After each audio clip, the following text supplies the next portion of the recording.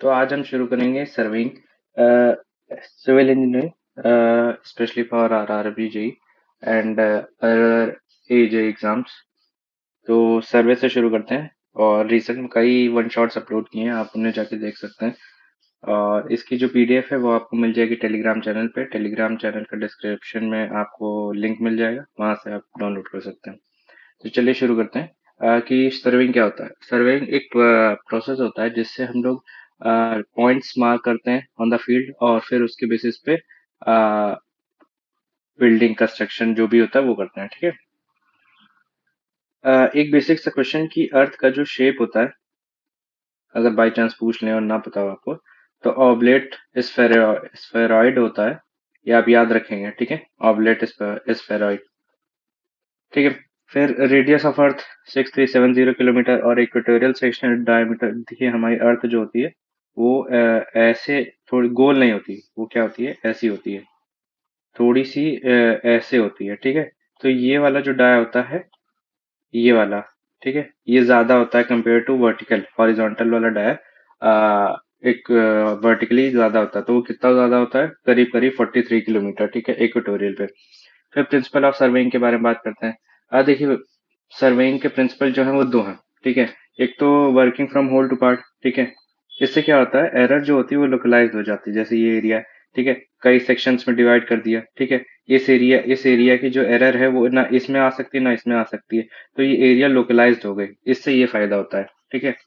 फिर to locate new points at least two measurements from fix reference point are needed. जैसे एक ये point है, इस पॉइंट से ये दो पॉइंट नीडेड होते हैं ताकि ये तीसरा पॉइंट बन सके, ठीक है। तो ये एक दूसरा सर्वेइंग का प्रिंसिपल है। और ये किससे किया जा सकता है, by chain method, offset, compass और ट्रेवर्स मेथड। चार तरीके होते हैं, by measuring distance and angle, by measuring distance, by measuring angle and by measuring offsets, ठीक है। फिर सर्वेइंग में कई तरीके के मेथड्स यूज किए जाते हैं फॉर सर्विंग पर्पस। तो उनके जो प्रिंसिपल है उन पे देखते हैं कि चेन सर्वे ट्रायंगुलेशन पे प्रिंसिपल पे काम करता है। कंपास सर्वे ट्रेवर्सिंग पे, और प्लेन टेबल सर्वे पैरेललिज्म पे। ये वाला है, रिसेंट में काफी क्वेश्चन बार पूछा गया ये वाला, ठीक है, पैरेललिज्म वाला। फिर देखिए जो सर्वे होता है वो दो तरीके से हो सकता है, एक प्लेन एक जियोडेटिक। प्लेन में क्या होता है, अर्थ को हम एज अ फ्लैट सरफेस मान लेते हैं, और जियोडेटिक सर्वे में क्या होता है, अर्थ को एज अ बेसिक शेप जो उसका होता है गोल, वैसे लेते हैं। तो अर्थ सरफेस फ्लैट होता है, actual earth surface is considered. जो एरिया होता है इसका वो 250 किलोमीटर स्क्वायर से कम होगा तो फ्लैट सरफेस जैसे उसे कंसिडर करेंगे। और 250 किलोमीटर स्क्वायर से ज्यादा होगा तो जियोडेटिक सर्वे में करेंगे।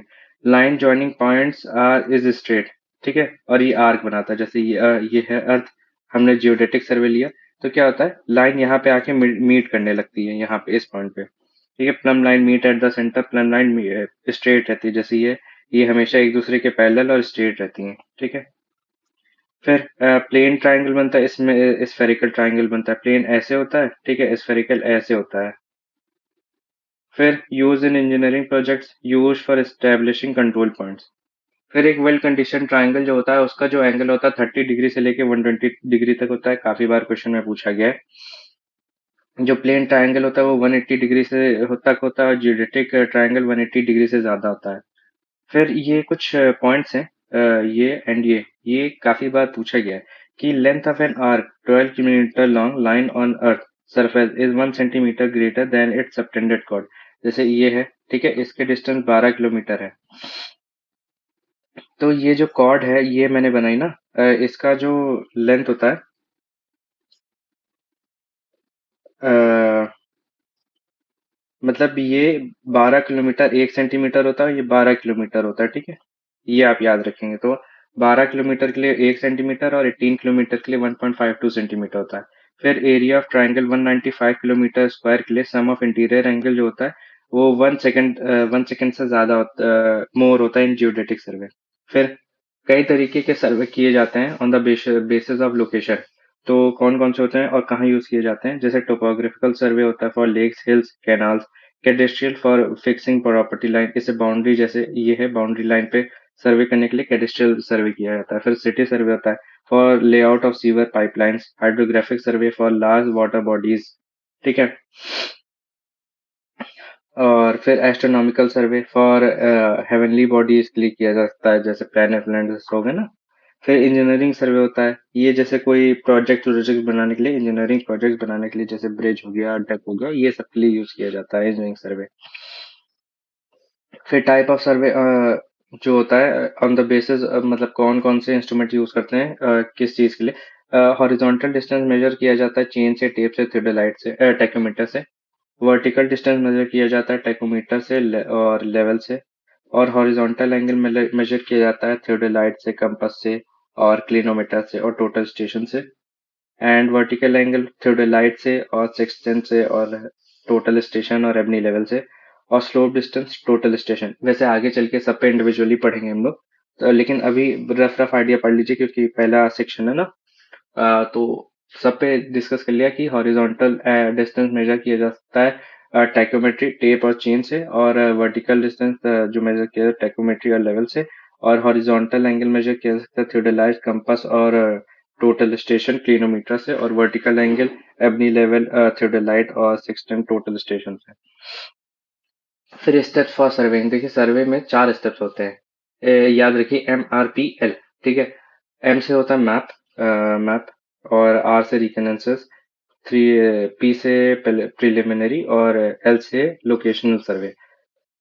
मैप स्टडी किया जा सकता है जनरल इन्फो के लिए, रिकनेंसस सर्वे टोपोग्राफिकल सर्वे के लिए, और कंसिस्ट प्लानिंग प्रिलिमिनरी, और जो लोकेशन सर्वे होता है उसमें इस्टेब्लिशिंग पॉइंट्स करते हैं, ठीक है। फिर जियोलॉजिकल और ज्योग्राफिकल सर्वे दो तरीके के होते हैं। जियोलॉजिकल सर्वे होता है रिलेटेड टू अर्थ, और ज्योग्राफिकल होता है रिलेटेड टू मैप। फिर कुछ कन्वर्जन्स होती हैं, इन्हें याद रखना बहुत इंपॉर्टेंट है, सर्वे में काफी काम आता है। 1 फीट इक्वल टू 12 इंचेस होता है, 1 यार्ड इक्वल टू 3 फीट। ये आप याद रखेंगे, ठीक है। इसका स्क्रीनशॉट ले लीजिए, नहीं तो PDF डाउनलोड कर लीजिए। फिर यहाँ पे आते हैं सेक्साडेसिमल, ये ना कुछ सिस्टम्स होते हैं, मेजरमेंट सिस्टम्स, ठीक है। ये RRB जे में शायद पूछा गया था इसका क्वेश्चन कि सेक्साडेसिमल जो होता है वो वन सरकमफ्रेंस कितना होता है, तो इसको बोलेंगे 360 डिग्री। और 1 डिग्री इक्वल टू 60 मिनट्स होता है, और 1 सेकेंड इक्वल टू 60 सेकेंड्स होता है। ये सेक्साडेसिमल हो गया। फिर सेंटेसिमल के बारे में बात करते हैं कि one circumference equal to 400 grade, और 1 ग्रेड इक्वल टू 400 सेंटीग्रेड। नहीं, 100 सेंटीग्रेड, और 1 सेंटीग्रेड इक्वल टू 100 सेंटीग्रेड, ठीक है। फिर आवर सिस्टम में बात करते हैं कि 1 आवर 360 इक्वल टू 24 आवर होता है। मतलब ये होता है ना 360 डिग्री, ठीक है। 1 आवर इक्वल टू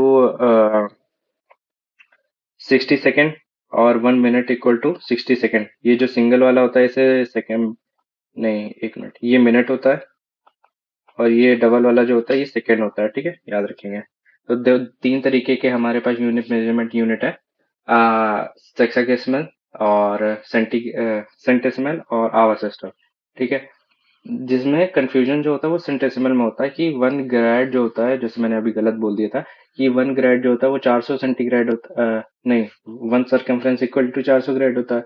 और 1 ग्रेड इक्वल टू 100 सेंटीग्रेड होता है, और 1 सेंटीग्रेड इक्वल टू 100 सेंटीग्रेड। फिर मैप, मैप जो होता है वो स्मॉल स्केल के लिए होता है, जो लेकिन प्लान होता है वो लार्ज स्केल के लिए होता है, ये भी आप याद रखेंगे।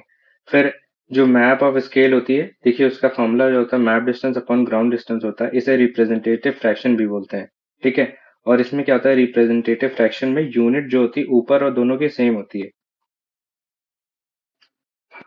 फिर कुछ स्केल्स के बारे में बात करते हैं कि जैसे स्मॉल स्केल जो होती है वो 1 सेंटीमीटर से लेकर 100 सेंटीमीटर और मोर तक जाती है, नहीं 100 मीटर तक। और मीडियम स्केल 1 सेंटीमीटर से लेकर 110 मीटर से 100 मीटर तक जाती है। और लार्ज स्केल जो होती है वो 1 सेंटीमीटर से 10 मीटर से कम जाती है। जैसे आप देख रहे होंगे जो नीचे वाला पार्ट है वो छोटा होता जाता है, जैसे जैसे छोटा होता जाता है वैसे वैसे स्केल बड़ी होती जाती है, क्योंकि डिटेल ऑफ इंफॉर्मेशन भी बढ़ जाती है ना। फिर आगे बात करते हैं कि स्केल ऑफ मैप पे,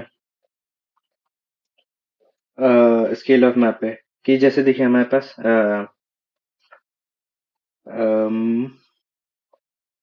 श्रिंकेज रेशियो एक होता है कि shrunk length upon original length, इसका फॉर्मूला होता है equal to shrunk scale upon original scale.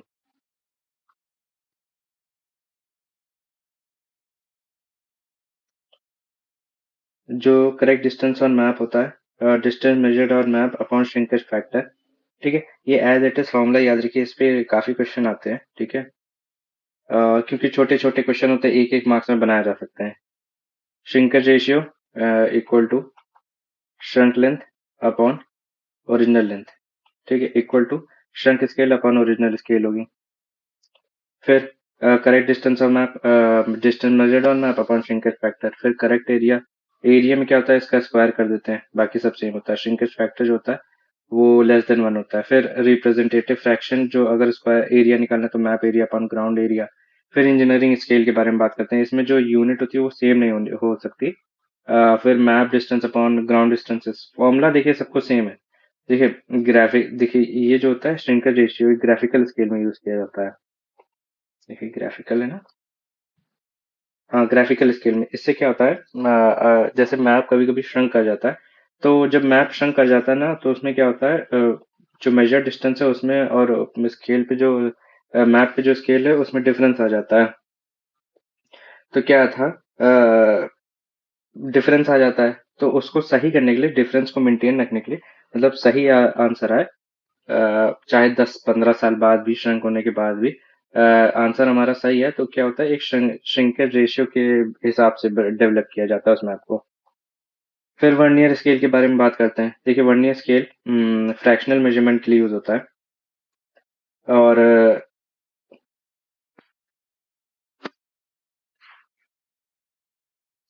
तो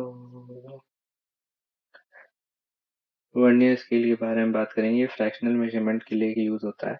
देखिए इसमें जो फार्मूला होता है, one least count equal, least count का फार्मूला होता है one division of main scale division और माइनस वन स्केल और one division of vernier scale. ठीक है, चार तरीके के वर्नियर्स होते हैं, डायरेक्ट, रेट्रोग्रेड, डबल और एक्सटेंडेड। ठीक है, डायरेक्ट वर्नियर सिंपल वर्नियर होता है, calibrated in same direction of main scale. जैसे ये मेन है, इसके ऊपर ये वर्नियर लगा है, दोनों एक ही तरफ कैलिब्रेट होते हैं, इधर तरफ। तो number of divisions of vernier scale निकालते हैं n-1 into main scale division. ठीक है, और लीस्ट काउंट निकलता है main scale division upon n। देखिए लीस्ट काउंट का फॉर्मूला सेम रहता है, main scale division upon n।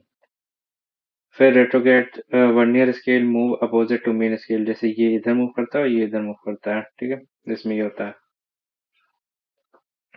तो इसमें number of division of vernier scale equal to n+1, उसमें n-1 था ऑफ मेन स्केल डिवीजन।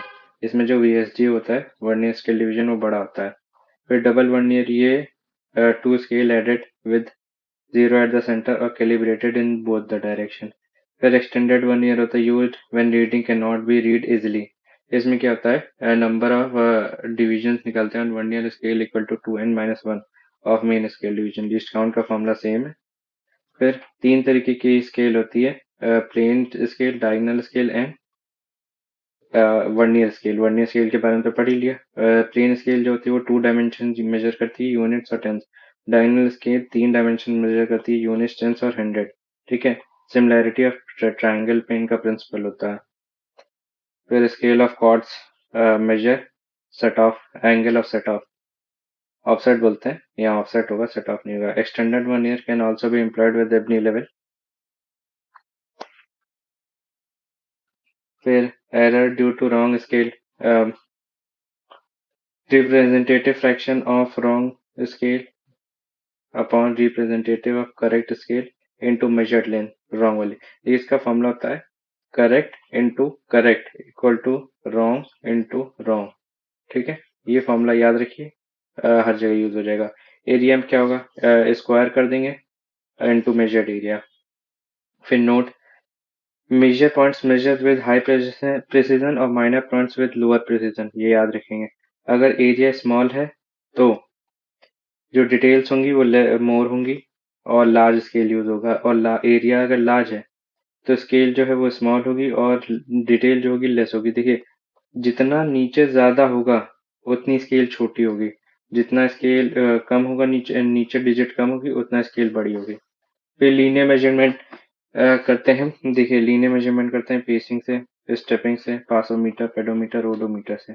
जो पेसिंग होती है वो अराउंड एक स्टेप स्टेप वाइज होती है। एक स्टेप करीब 80 सेंटीमीटर लेते हैं, ये रफ के ऐसे मेजरमेंट के लिए होती है। 500 मीटर स्टेप्स काउंटिंग। फिर पेडोमीटर भी, ओडोमीटर जो होता है गाड़ी में होता है ना, वो डिस्टेंस मेजर करता है। स्पीडोमीटर स्पीड मेजर करता है। फिर चेनिंग, चेनिंग जो हमारा सेगमेंट है जिसे हम पढ़ेंगे उसके बारे में, कि गैल्वेनाइज्ड माइल्ड स्टील वायर होता है। लेंथ जो होती है ईच लिंक की वो 20 सेंटीमीटर होती है।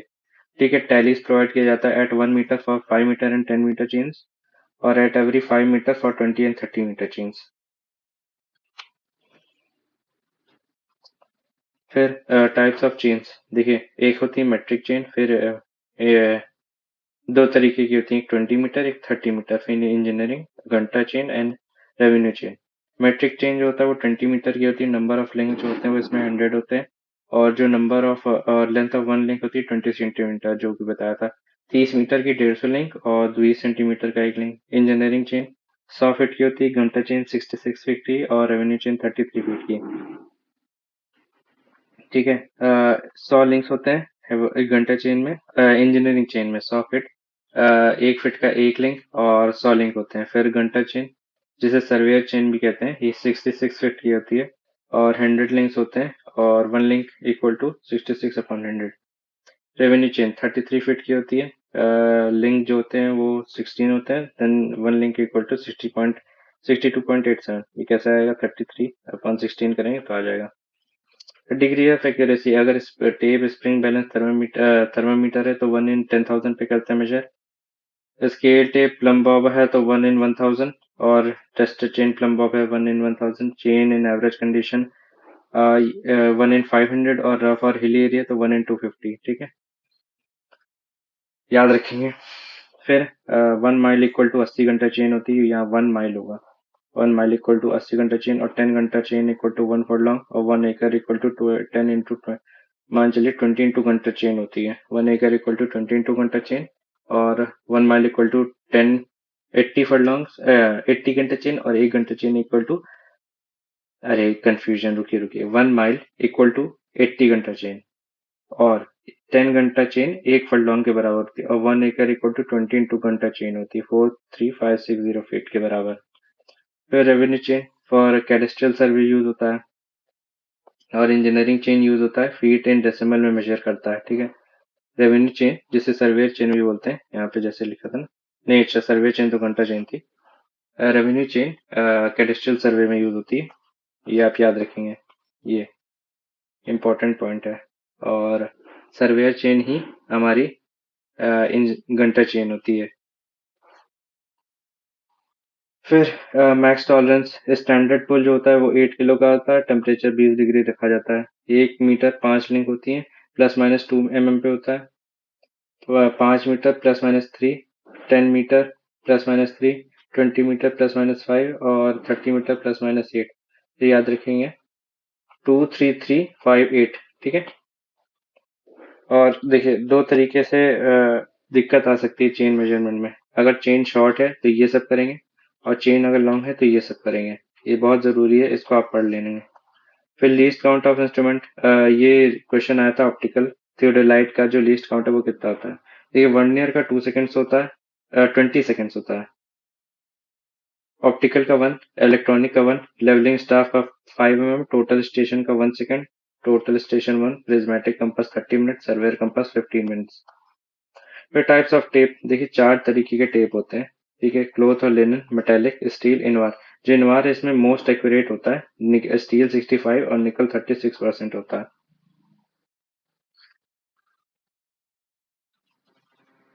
ठीक है। फिर कुछ क्वेश्चंस आए थे रिसेंट में एसएससी जे में। क्या हुआ था इसमें, ये पूछा गया था कि जब सर्वेयर सर्विंग करता है तो जो कौन से मूवमेंट होते हैं हैंड्स के, जो किस चीज को शो करता है। ठीक है, अगर लेफ्ट आर्म मूव है और मूव टू लेफ्ट है तो मूव द रॉड लेफ्ट, और राइट आर्म अप है और मूव टू राइट है तो मूव रॉड टू राइट।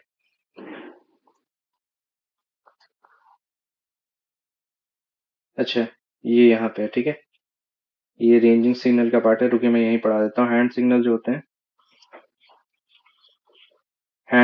होते हैं, अगर movement of left arm continue over 90 degree है तो continue to move to my left, जो सर्वेयर होता है उसके लेफ्ट में। Move of right arm, movement of right arm over 90 degree तो continue to move to my right. Rapid sweep with left होगा तो move considerably to left. Move sweep, rapid sweep to right, considerably right मुड़ना पड़ेगा, move करना पड़ेगा। Slow SVEEP है तो move slowly, और स्लो स्वीप टू राइट है तो स्लोली मूव करना राइट में। लेफ्ट आर्म अप है और मूव टू राइट है, ठीक है, मूव रॉड टू लेफ्ट। और राइट आर्म अप है और मूव टू राइट है तो मूव रॉड टू राइट। फिर कुछ लाइन्स है जैसे सर्वे करते हैं, ठीक है, जैसे एरिया, इसमें हम सर्वे करते हैं तो इसमें जो लॉन्गेस्ट लाइन होती है इसे बेस लाइन कहते हैं। ये जो है ना, longest survey line passing from the centre of the area, इसे बेस लाइन कहते हैं। चेक लाइन क्या होता है? ये प्रूफ लाइन होता है, to check the accuracy of the work. फिर टाई लाइन ऑक्सिलरी लाइन या सब्सिडरी लाइन होता है। ये क्या होता है? नियर बाय ऑब्जेक्ट की डिटेल कलेक्ट करने के लिए होता है tie line. Tie station, tie main line पे स्टेशन एलोकेट करते हैं ना, ताकि टाई लाइन उनसे निकल सके, और उसे टाई स्टेशन कहते हैं। ऑफसेट क्या होता है? लेटरल डिस्टेंस होता है। जैसे ये बेस हो गया, ये यहाँ पे टाई स्टेशन हो गया, ठीक है, और यहाँ से ये जो होता है इसे ऑफसेट कहते हैं। फिर chain survey instrument arrows use करते हैं, ठीक है। लेंथ होती है जो 400 mm की, प्लस माइनस 5 mm का टॉलरेंस होता है। डाया 4 mm का होता है। Often use for every chain length. Tacks होता है 25 x 25 x 150 to mark the survey station and points. Offset rod होती है 3 मीटर की लेंथ होती है फॉर प्लॉटिंग ऑफसेट। फिर रेंजिंग किस लिए होता है? Locating intermediate points of the survey line. यहाँ पे जैसे इसे इसे जो कहते हैं इसे रेंजिंग कहते हैं, लोकेशन, लोकेटिंग इंटरमीडिएट पॉइंट्स। दो तरीके से होती है, एक डायरेक्ट एक इनडायरेक्ट। डायरेक्ट रेंजिंग होती है डन बाय आई और line ranger which station are intervisible. Indirect में क्या होता है? स्टेशन इनविजिबल होते हैं, लॉन्ग साइड पे होते हैं, अवेलेबल होते हैं। रेंजिंग रॉड जो होती है वो 2 से 3 मीटर की होती है। नंबर ऑफ बैंड 10 होते हैं, और 2 मीटर में, और 15 mm के होते हैं 3 मीटर में। इक्विप्ड विद फ्लैग्स होते हैं। Ranging rod use for very long ranging, 4 से 8 मीटर की रॉड होती है। फिर रेंजिंग रॉड जो रिक्वायर होती है वो फॉर डायरेक्ट रेंजिंग 3 होती है, इनडायरेक्ट रेंजिंग लिए 4, also in reciprocal ranging, and जो सर्वे रिक्वायर होते हैं वो 2 होते हैं। फिर कई तरीके के ऑफसेट प्लॉट करने के वो डिवाइसेस होते हैं। पहला है ओपन क्रॉस स्टाफ। ये 90 डिग्री एंगल पे मेजर करता है, और ये डायग्राम इंपॉर्टेंट है, डायग्राम दिखा के भी पूछ लेते हैं। फिर फ्रेंच क्रॉस स्टाफ, ये 45, 90, 135 और 180 डिग्री पे मेजर करता है। 1 2 3 4 5 6 7 8 ऑक्टागोनल शेप का होता है। Registrable cross staff, any angle पे क्रॉस स्टाफ मेजर कर सकता है। जो लोअर स्केल है वो मेन स्केल होती है, ये याद रखना बहुत इंपॉर्टेंट है। फिर ऑप्टिकल स्क्वायर, ये 90 डिग्री मेजर करता है और मोस्ट एक्यूरेटली मेजर करता है। जो रेस में मिरर मिरर होते हैं वो 45 डिग्री पे अरेंज होते हैं। और पेंटागोनल प्रिज्म यूज होता है। डबल रिफ्लेक्शन इसका प्रिंसिपल है। इंडेक्स मिरर 105 डिग्री पे होता है, हॉरिजॉन्टल मिरर 120 डिग्री पे। फिर प्रिज्म स्क्वायर 90 डिग्री और साइड स्क्वायर भी 90 डिग्री पे मेजर करते हैं। जो लॉन्ग ऑफसेट होता है वो 15 मीटर से ज्यादा होता है, और शॉर्ट ऑफसेट 15 मीटर से कम। The limiting length of offset depends upon scale offset, error in direction and length of line, और accuracy। इसका जो फॉर्मूला होता है L sin theta upon S, S जो है वो स्केल है, less than equal to 0.25 mm, ठीक है। फिर मैक्स एरर अलाउड होती है जो ऑफसेट में होती है वो 0.25 mm होती है, तभी तो लिमिटिंग लेंथ ऑफ ऑफसेट बताया गया है। फिर method of ties to set offset from two different points on chain length by equilateral triangle होता है। स्विंगिंग ऑफसेट होता है, एक चेन होती है, यहाँ पे खड़े होकर स्विंग कर रहे हैं तो ऐसे यहाँ पे ऑफसेट बन जाता है ना, वैसे स्विंगिंग ऑफसेट होता है। Getting shortest length. फिर एरर करेक्शन पे बात करते हैं। एरर का फॉर्मूला होता है measure length minus true value, M V minus T V, measured value of minus true value. और करेक्शन जो होता है वो एरर का नेगेटिव होता है, तो correction equal to TV minus MV हो जाएगा। क्यूमुलेटिव एरर होता है E is directly proportional to L. L जो है वो लेंथ ऑफ लाइन है, ये क्यूमुलेटिव हो गई। कंपनसेटिंग में क्या होता है? E is directly proportional to root of L. Not in occur same direction, और ये बैंड रेंजिंग की वजह से होता है, टेम्परेचर वेरिएशन की वजह से। और ये incorrect marking of chain called random error, उसकी वजह से होता है। फिर टेप पे करेक्शन लगाए जाते हैं ड्यू टू एरर, जो भी एरर आती हो उनकी वजह से। स्टैंडर्डाइजेशन का एरर होता है, इसे कॉल्ड एब्सोल्यूट लेंथ भी कहते हैं, एरर ऑफ एब्सोल्यूट लेंथ या करेक्शन ऑफ एब्सोल्यूट लेंथ। ठीक है, इसमें नेगेटिव एरर होती है और पॉजिटिव एरर होती है, करेक्शन अपोजिट होता है इसका। ठीक है, फॉर्मूला मैंने बता ही दिया था, correct into correct equal to wrong into wrong. इसका न्यूमेरिकल आगे होगा तो करके बताएंगे हम आपको। टेम्परेचर नेगेटिव पॉजिटिव दोनों तरीके की एरर होती है। इसका जो फॉर्मूला होता है alpha T M minus T not, और यहाँ पे शायद एल होता है, रुकिए मैं बताता हूँ। हाँ, ये एल होता है। ठीक, फिर पुल और टेंशन, ये भी नेगेटिव और पॉजिटिव एरर होती है। इसका formula P M minus P nought into L upon A. फिर सैक सिर्फ नेगेटिव होता है एरर। स्लोप का जो एरर होता है पॉजिटिव होता है, पॉजिटिव होता है, पॉजिटिव होता है, सिर्फ एक है सैग, इसका एरर जो होता है वो नेगेटिव होता है। ठीक है, तो स्टैंडर्डाइजेशन टेम्परेचर और पुल और टेंशन, 8 किलो का जो पुल था वहां पे पड़ा था, ये सब पॉजिटिव नेगेटिव होते हैं। ठीक है, सैग का जो होता है वो पॉजिटिव एरर होता नेगेटिव एरर होता है। बाकी स्लोप का, रॉन्ग अलाइनमेंट का, इन सब का पॉजिटिव एरर होता है। ठीक है, ये minus L H upon R होगा इसका फॉर्मूला। इसका फॉर्मूला कुछ नहीं होता है, इसका एच स्क्वायर बटे 2 एल होता है, और ये कॉस थीटा 1 और ये एस होता है। ठीक है, ये फॉर्मूलाज याद रखना इंपॉर्टेंट है। ये क्यूब होगा, ठीक है, और ये जो होता है ये पी स्क्वायर होगा। ये फॉर्मूलाज याद रखना बहुत इंपॉर्टेंट है, इस पे सीधे क्वेश्चन आ जाते हैं। डब्ल्यू स्क्वायर एल क्यूब बटे 24 पी स्क्वायर, या फिर W square L upon 24 P square. ठीक है, फिर error due to bend ranging cumulative positive होता है। Error due to variation in pull compensating होता है, पॉजिटिव या negative. Tape not straight tight cumulative positive. फिर ये फॉर्मूला जो मैंने अभी तक 3 बार बता चुका हूँ। और साइज ऑफ फील्ड बुक जो होती है वो 20 × 12 सेंटीमीटर होती है, काफी बार पूछा गया, याद रखना इंपॉर्टेंट है। साइज ऑफ फील्ड बुक 12 × 20 या 20 × 12। ठीक है, फिर linear measurement on a smooth ground, direction जो डायरेक्ट मेथड यूज होता है, number of arrows into chain length करेंगे। फिर on sloping ground down the hill preferred, याद रखना बहुत इंपॉर्टेंट है, रिसेंट में क्वेश्चन में पूछा गया था। Plumb bob use to lower down the value by direct method. फिर यूनिफॉर्म स्लोप,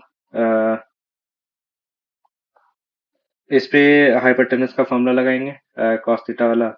फिर hypotenuse allowance minus L 1 minus cos theta, या एल कॉस थीटा माइनस 1, यहाँ पे यूज हुआ था ना, L cos theta minus 1 slope का ही होता है। और इसका जो एरर नेगेटिव होता है और करेक्शन पॉजिटिव होता है। एल कॉस थीटा माइनस 1 से याद रखेंगे, एल कॉस थीटा माइनस 1, हाँ ठीक है। Hypotenuse allowance L sec theta, आप ये याद रखिए, एल कॉस थीटा माइनस 1, ये सबसे ज्यादा इंपॉर्टेंट है। ठीक है, फिर एरिया बता ही दिया था, वॉल्यूम का क्यूब से इंटू कर देंगे सेम। बट आपको यहाँ पे ये इंपॉर्टेंट है याद रखना कि ये एंड ये volume, correct volume equal to wrong volume 1 + 3 E E, जो ई है वो हमारा एरर है। ठीक है, और एरिया में होता है 1 + 2a into wrong area equal to correct area. फिर normal tension pull applied to a tape to equalize error due to pull और सैग। फिर कंपास सर्वे पे आ जाते हैं हम लोग। कंपास सर्वे देखिए, दो तरीके के कंपास होते हैं, एक प्रिज्मेटिक एक surveyor. Prismatic needle broad type होती है, और इसकी एज बार टाइप होती है। Needle not act as index, इसमें निडल इंडेक्स की तरह एक्ट करती है। फिर graduated ring attached with needle and does not rotate with line of sight, graduated ring attached to a box and rotates along the line of sight, ये WCB system follow करता है। ये QCB system, WCB होता है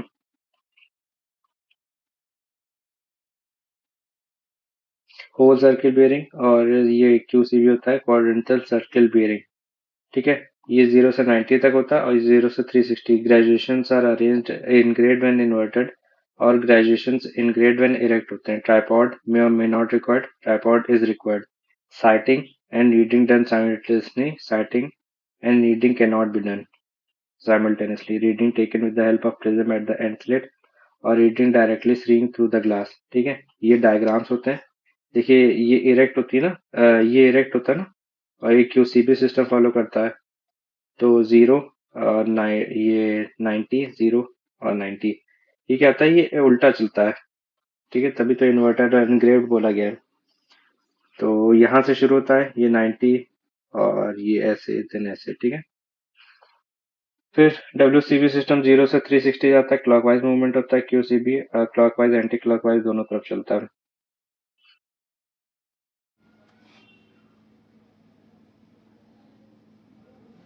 फिर हम लोग conversion पे बात करेंगे, QB से WCB, और यहाँ पे WCB से QB में। तो कैसे होता है कि जैसे QB में देखिए रिप्रेजेंटेशन ऐसे होता है, north angle and then east, south angle then east. ये first second third fourth quadrant में होता है। पहले क्वाड्रेंट में WCB से QB सिस्टम में ही होता है, और एंगल जो होता है 0 से 90 डिग्री में होता है। फिर ये 180 minus QB and 180 plus QB, 360 minus QB। Angle सबका ये लिखा है। और फिर QB से WCB से QB में जाएंगे, तो इसका भी कन्वर्जन होता है 0 से 90। पहली बात तो क्या QB इक्वल टू WC, ये 180 माइनस WC, ये WCB minus 180 and 360 minus WCB। ये एंगल रिप्रेजेंटेशन देखिए, इसका प्रैक्टिकल एग्जांपल करना पड़ेगा तभी आप समझ पाएंगे। जैसे एग्जांपल मैं बता देता हूँ, यहाँ पे यहाँ पे नहीं, ये तो जैसे यहाँ पे है। ठीक है, ये WCB में दिया है, ये दिया है 120 डिग्री, तो इसे हमें QB में चेंज करना है। तो QB में चेंज करने के लिए क्या होगा, नॉर्थ और साउथ। अगर ऊपर वाले सेक्शन में, इस वाले सेक्शन में तो नॉर्थ से कैलकुलेट करेंगे, और नीचे वाले सेक्शन में तो साउथ से। तो साउथ से हमें ये कैलकुलेट करना है, ये कितना है। तो ये हमारा है 180 माइनस 120 इक्वल टू 60। तो हमारा आंसर हो जाएगा साउथ 60, यहाँ पे ईस्ट है, ईस्ट। ये हमारा इसका आंसर हो जाएगा। ठीक है, ऐसे कन्वर्जन होता है।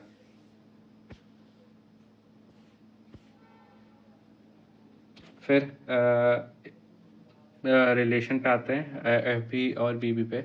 FB जो होता है वो हमारा फोर बेयरिंग होता है, फोर बेयरिंग। एंड BB जो होता है वो हमारा बैक बेयरिंग होता है। ठीक है, बैक बेयरिंग। तो इनके दोनों के बीच में रिलेशन जो होता है वो ये होता है, FB equal to BB, BB equal to FB plus minus 180।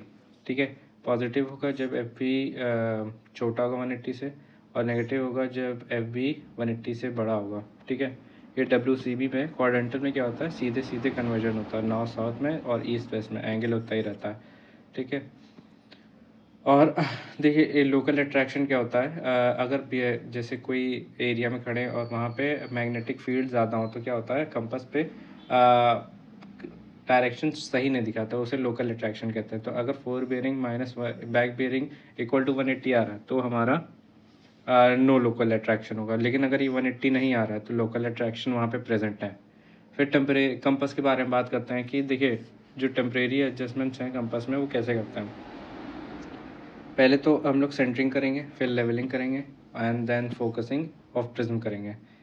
ठीक है, ये सारे इंस्ट्रूमेंट में सेम होता है, यहाँ से जितने भी इंस्ट्रूमेंट है थियोडोलाइट टाइकोमेट्री सब में, बस उसमें डिफरेंस होता है। जैसे क्या बोलते हैं उसे, प्लेन टेबल में उसमें सबसे पहले लेवलिंग करते हैं देन सेंटरिंग करते हैं।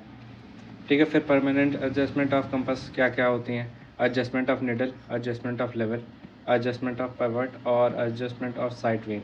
फिर मैग्नेटिक डिक्लिनेशन पे बात करते हैं कि angle between two meridian and magnetic meridian जो होता है उसे मैग्नेटिक डिक्लिनेशन कहते हैं। जैसे ये हमारा ट्रू बियरिंग हुआ, और ये हमारा ट्रू बियरिंग हुआ, ये हमारा मैग्नेटिक बियरिंग हुआ। इन दोनों के बीच में जो एंगल होता है उसे कहते हैं, और ये कांस्टेंट नहीं होता, जगह से जगह चेंज होता रहता है। तो इनके बीच में जो रिलेशन होता है वो क्या होता है, true bearing plus minus equal to magnetic bearing plus minus delta. जो डेल्टा होता है वो हमारा ये होता है, ये एंगल, ठीक है। तो अगर ईस्टवर्ड है तो ये पॉजिटिव होता है, और वेस्टवर्ड है तो ये नेगेटिव होता है। ये याद रखेंगे, जब न्यूमेरिकल करेंगे तो आपको समझ आएगा।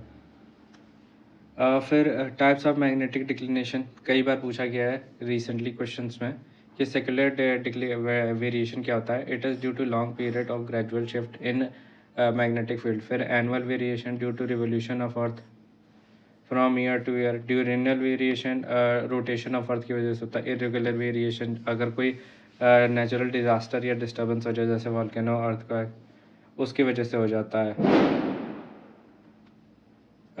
Irregular variation. फिर एंगल ऑफ डिक क्या होता है? वर्टिकल एंगल होता है with respect to earth surface, ठीक है, ये एंगल ऑफ डिप होता है। Inclination angle of needle to horizontal plane at equator equal to 0 at magnetic equal to 90 degree. जैसे ये होता है वर्टिकल, ये ऊपर पॉजिटिव होगा एट डिप और नीचे नेगेटिव होगा। फिर आइसोगोनिक लाइंस काफ़ी बार पूछा जाता है कि आइसोगोनिक लाइंस, आइसोक्लिनिक लाइंस क्या होता है। आइसोगोनिक लाइंस होता है कि जो पॉइंट्स ऑफ इक्वल एलिवेशन को लाइन जो ज्वाइन करती है उसे कहते हैं। और यहीं पे आइसोक्लिनिक लाइन होती है जो पॉइंट्स इक्वल डिप को ज्वाइन करते हैं। एक मिनट, ये इक्वल नहीं होगा, ये ज़ीरो डिप होगा, ठीक है। फिर एगोनिक जो पॉइंट्स ऑफ, ये इक्वल होगा, पॉइंट्स ऑफ इक्वल डिक्लिनेशन। और एक्लिनिक होता है पॉइंट्स ऑफ ज़ीरो डिप जो होती हैं। एक मिनट रुकिए, मैंने कुछ गलत लिख दिया है। आइसोगोनिक, अच्छा ठीक है। पॉइंट्स ऑफ इक्वल डिक्लिनेशन जो होता है उसे आइसोगोनिक बोलते हैं। एगोनिक होता है पॉइंट्स ऑफ जीरो डिक्लिनेशन, ठीक है। एक लाइन ज्वाइन करती है जो पॉइंट्स ऑफ इक्वल डिक्लिनेशन को ज्वाइन करती है उसे आइसोगोनिक बोलते हैं।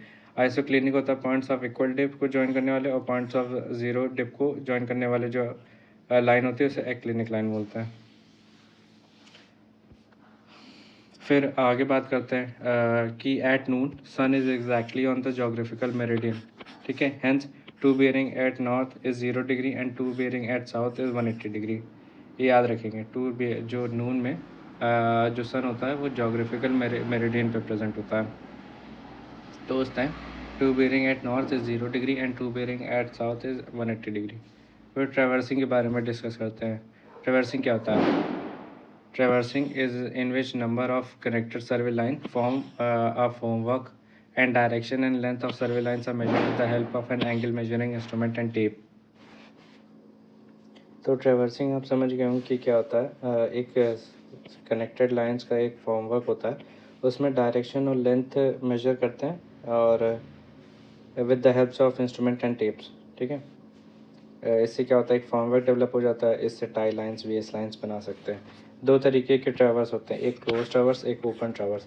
जो क्लोज होता है जो वो स्टार्टिंग से शुरू होता है और स्टार्टिंग पे आके ख़त्म हो जाता है, जैसे ये, ठीक है। और ओपन ट्रैवर्स होता है ऐसा, ये हाईवेज और रेलवेज भी यूज़ होता है, और ये बाउंड्रीज ऑफ लेक्स और लार्ज बॉडीज़ में होता है। फिर आगे ट्रैवर्सिंग के कई मेथड्स होते हैं। Chain and compass, fast needle method, इसे लूज नीडल मेथड भी कहते हैं चेन एंड कंपास को।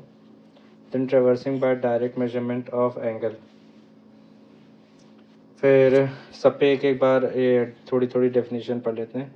Train traversing only linear measurement are done, suitable for accurate, unsuitable for accurate works, ये सूटेबल नहीं होता। फिर loose needle method, chain and compass से मेजर किया जाता है, not so accurate. Magnetic meridian establish at every point and angle measured with the compass and distance with chain, ठीक है। हर पॉइंट पे, जैसे एक ये पॉइंट है, यहाँ पे मैग्नेटिक मेरिडियन डेवलप की, फिर यहाँ पे आके फिर यहाँ पे आके फिर ऐसे हमने 3 बार मैग्नेटिक मेरिडियन डेवलप की। लेकिन फास्ट नीडल में मेथड में क्या होता है, एक बार मैग्नेटिक मेरिडियन डेवलप किया, फिर हर उस पर जाके फिर मेजर कर लिया, ठीक है। मतलब इसमें सिर्फ एक बार मैग्नेटिक मेरिडियन डेवलप की, मोर एक्यूरेट। और magnetic meridian establish at once starting point, other direction measured with theodolite, इसमें चेन से मेजर करते हैं, इसमें थ्योडोलाइट से, ठीक है। फिर आगे पढ़ते हैं। देखिए 3 मेथड होते हैं फास्ट नीडल मेथड के। Direct method by traversing, direct method without transiting, and back bearing method.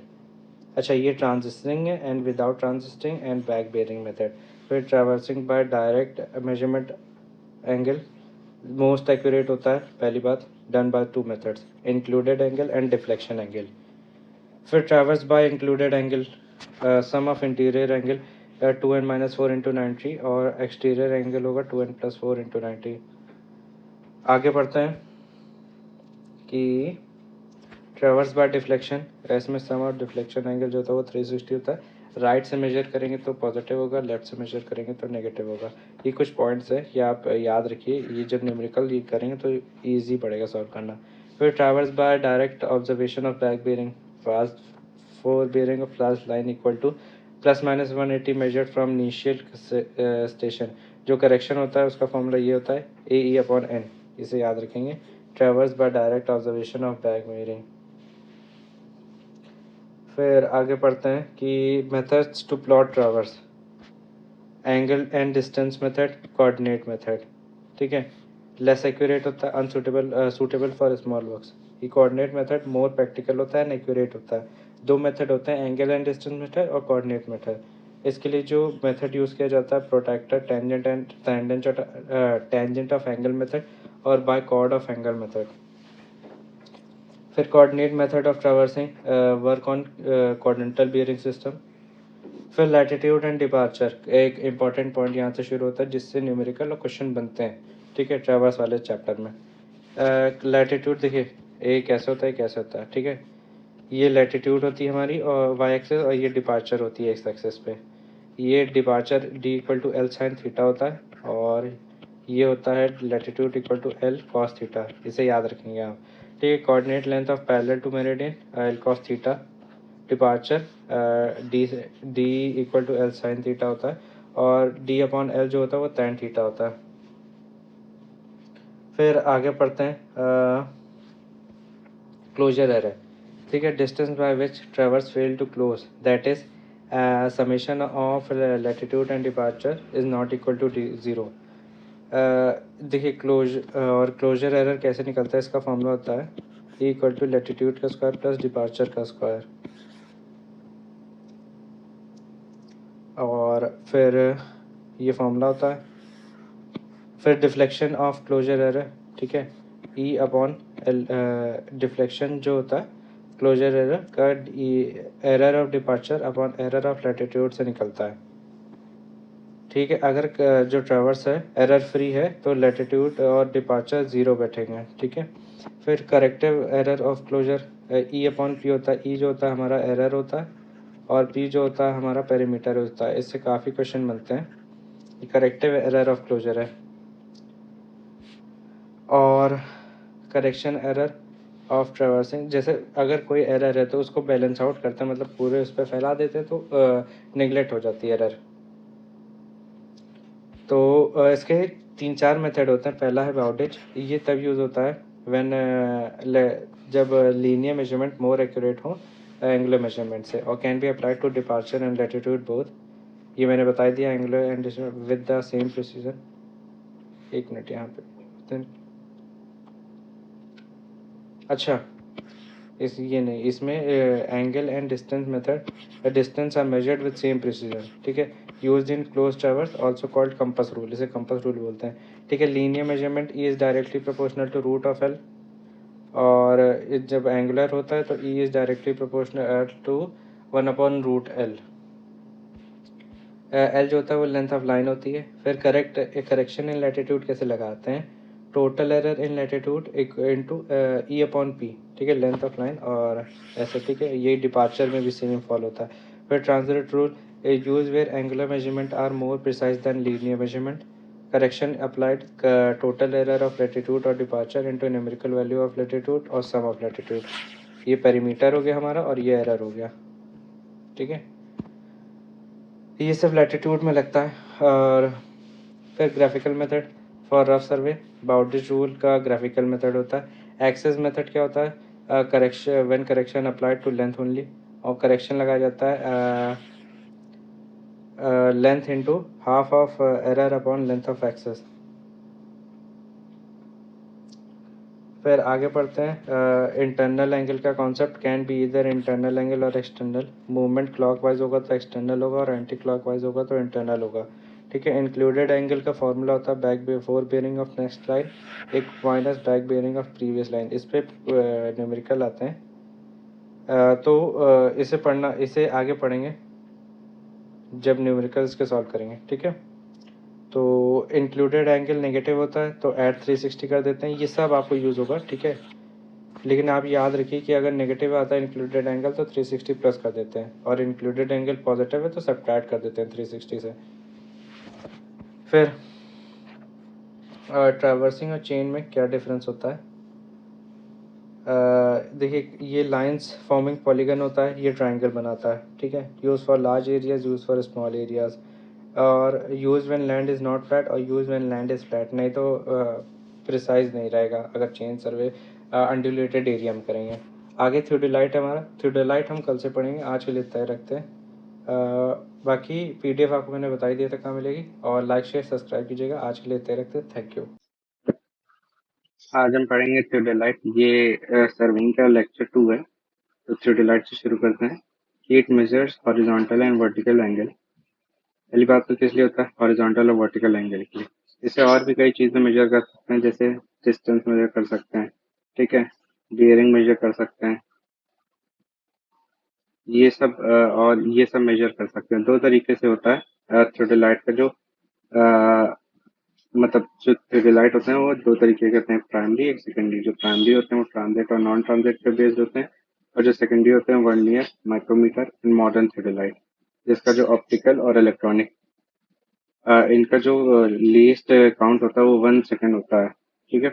और वर्नियर का 20 सेकेंड्स होता है, याद रखेंगे। फिर ट्रांजिट थियोडोलाइट वो होते हैं जो 180 डिग्री से रोटेट कर जाते हैं, जिनका जो टेलीस्कोप है 180 डिग्री से रोटेट कर जाता है। नॉन ट्रांजिट नहीं रोटेट करते हैं। फिर कुछ अब पार्ट्स पे बात करते हैं। देखिए, हॉरिजॉन्टल सर्कल होता है, एक ये होता है ऐसे। ठीक है। एक ये ऐसे यहाँ पे होता है। तो हॉरिजॉन्टल हॉरिजॉन्टल एंगल मेजर करने के लिए, और वर्टिकल सर्कल वर्टिकल एंगल। और फिर लोअर प्लेट से जो थियोडोलाइट है उसका साइज मेजर किया जाता है। मतलब अगर साइज के बेसिस पे डिफाइन किया जाए थियोडोलाइट को, तो लोअर प्लेट के साइज से डिफाइन किया जाता है। ये करीब नहीं तो 8 से 12 सेंटीमीटर की डिस्क होती है। फिर पार्ट्स पे डिस्कस करते हैं। देखिए, 3 सेक्शन में पूरा थियोडोलाइट डिवाइडेड होता है। Levelling assembly, horizontal circle assembly और एलिडेट असेंबली। ठीक है। एलिडेट असेंबली सबसे ऊपर होता है, ये सबसे बॉटम पे होता है। ठीक है। ये और प्रॉपर लेवलिंग ट्रेवेट, लेवलिंग स्क्रू और ट्राई बैच इसमें इंक्लूडेड होता है। हॉरिजॉन्टल सर्कल असेंबली में लोअर प्लेट होता है। अच्छा, एक मिनट, ये मिड में होता है, ये मिड में होता है, ये बॉटम में, एंड ये टॉप पे। ठीक है। तो ये लोअर प्लेट जो होता है मैंने अभी बताया था। फिर अपर प्लेट जो होता है वो वर्नियर प्लेट टाइप होती है। ठीक है। इसका ये मेजर कर सकता है, ये थोड़ा ज्यादा फाइन मेजर कर सकता है। ये मिनट और सेकंड में मेजर करता है, जैसे यहाँ लिखा है। और ये डिग्री ऑफ मिनट में मेजर करता है। लीस्ट काउंट है 20 मिनट और इसका लीस्ट काउंट है 20 second. Attach to outer spindle. देखिए, बताता हूँ मैं। ये एक ये प्लेट है, एक ये प्लेट है। ठीक है।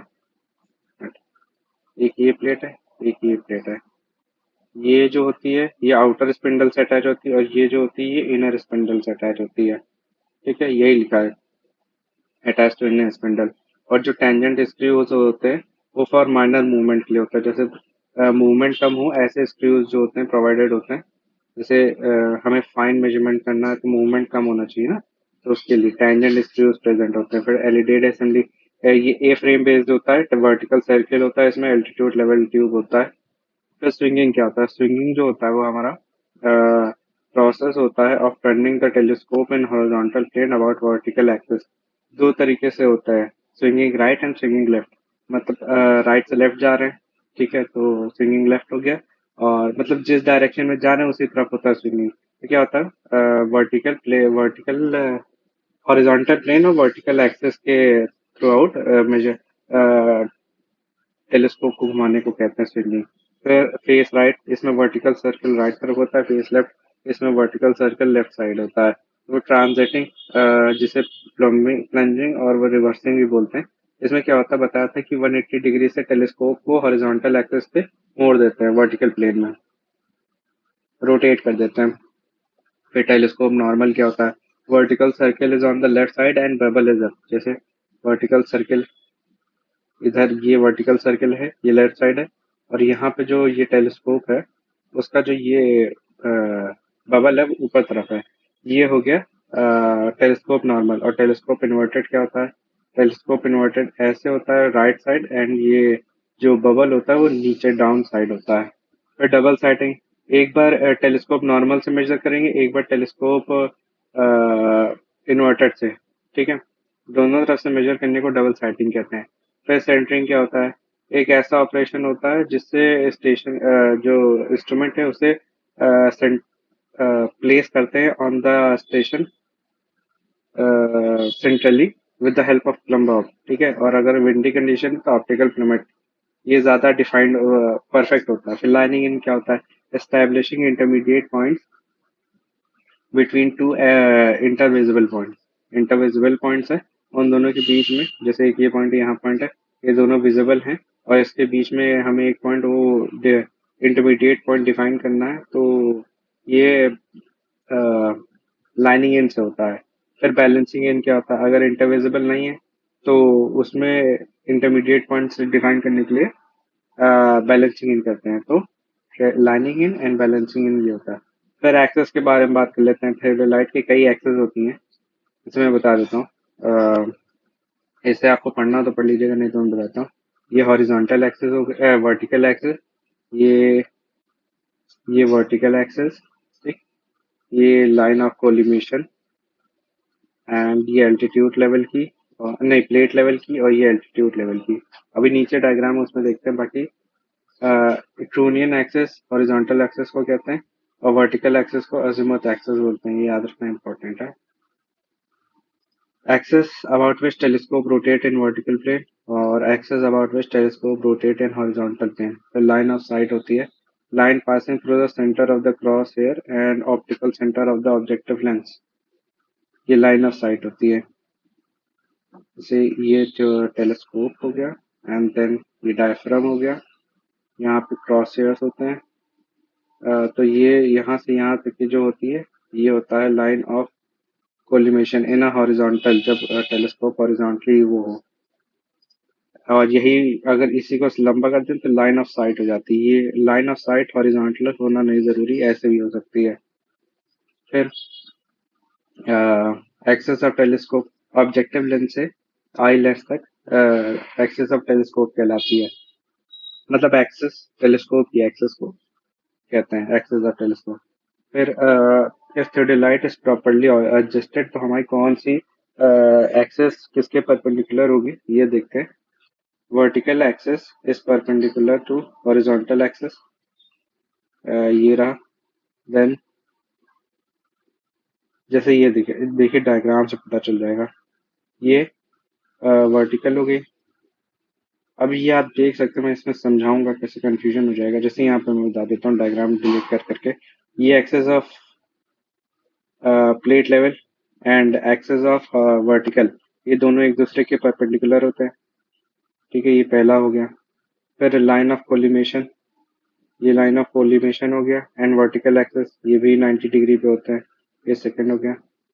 देन हॉरिजॉन्टल, जैसे हॉरिजॉन्टल ऐसे होती है, एंड ये लाइन ऑफ कोलिमेशन हो गया, तो ये भी एक दूसरे के 90 डिग्री पे होते हैं, ये तीसरा हो गया। फिर वर्टिकल एंड हॉरिजॉन्टल, ये तो 90 डिग्री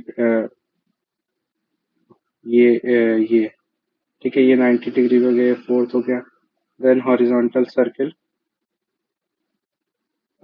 एंड वर्टिकल एक्सेस, ये ऐसे, ठीक है। ये भी 90 डिग्री पे हो गया, ये फिफ्थ हो गया। फिर एक्सेस ऑफ एल्टीट्यूड लेवल, ये हो गया एक्सेस ऑफ एल्टीट्यूड, और ये हो गया वर्टिकल एक्सेस, ये भी 90 डिग्री पे हो गया, ये सिक्स हो गया, ठीक है।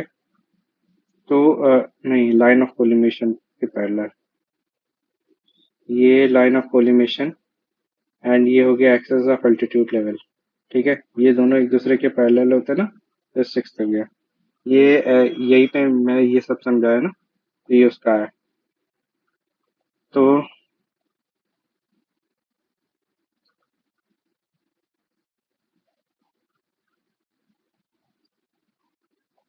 तो फिर आगे देखते हैं जैसे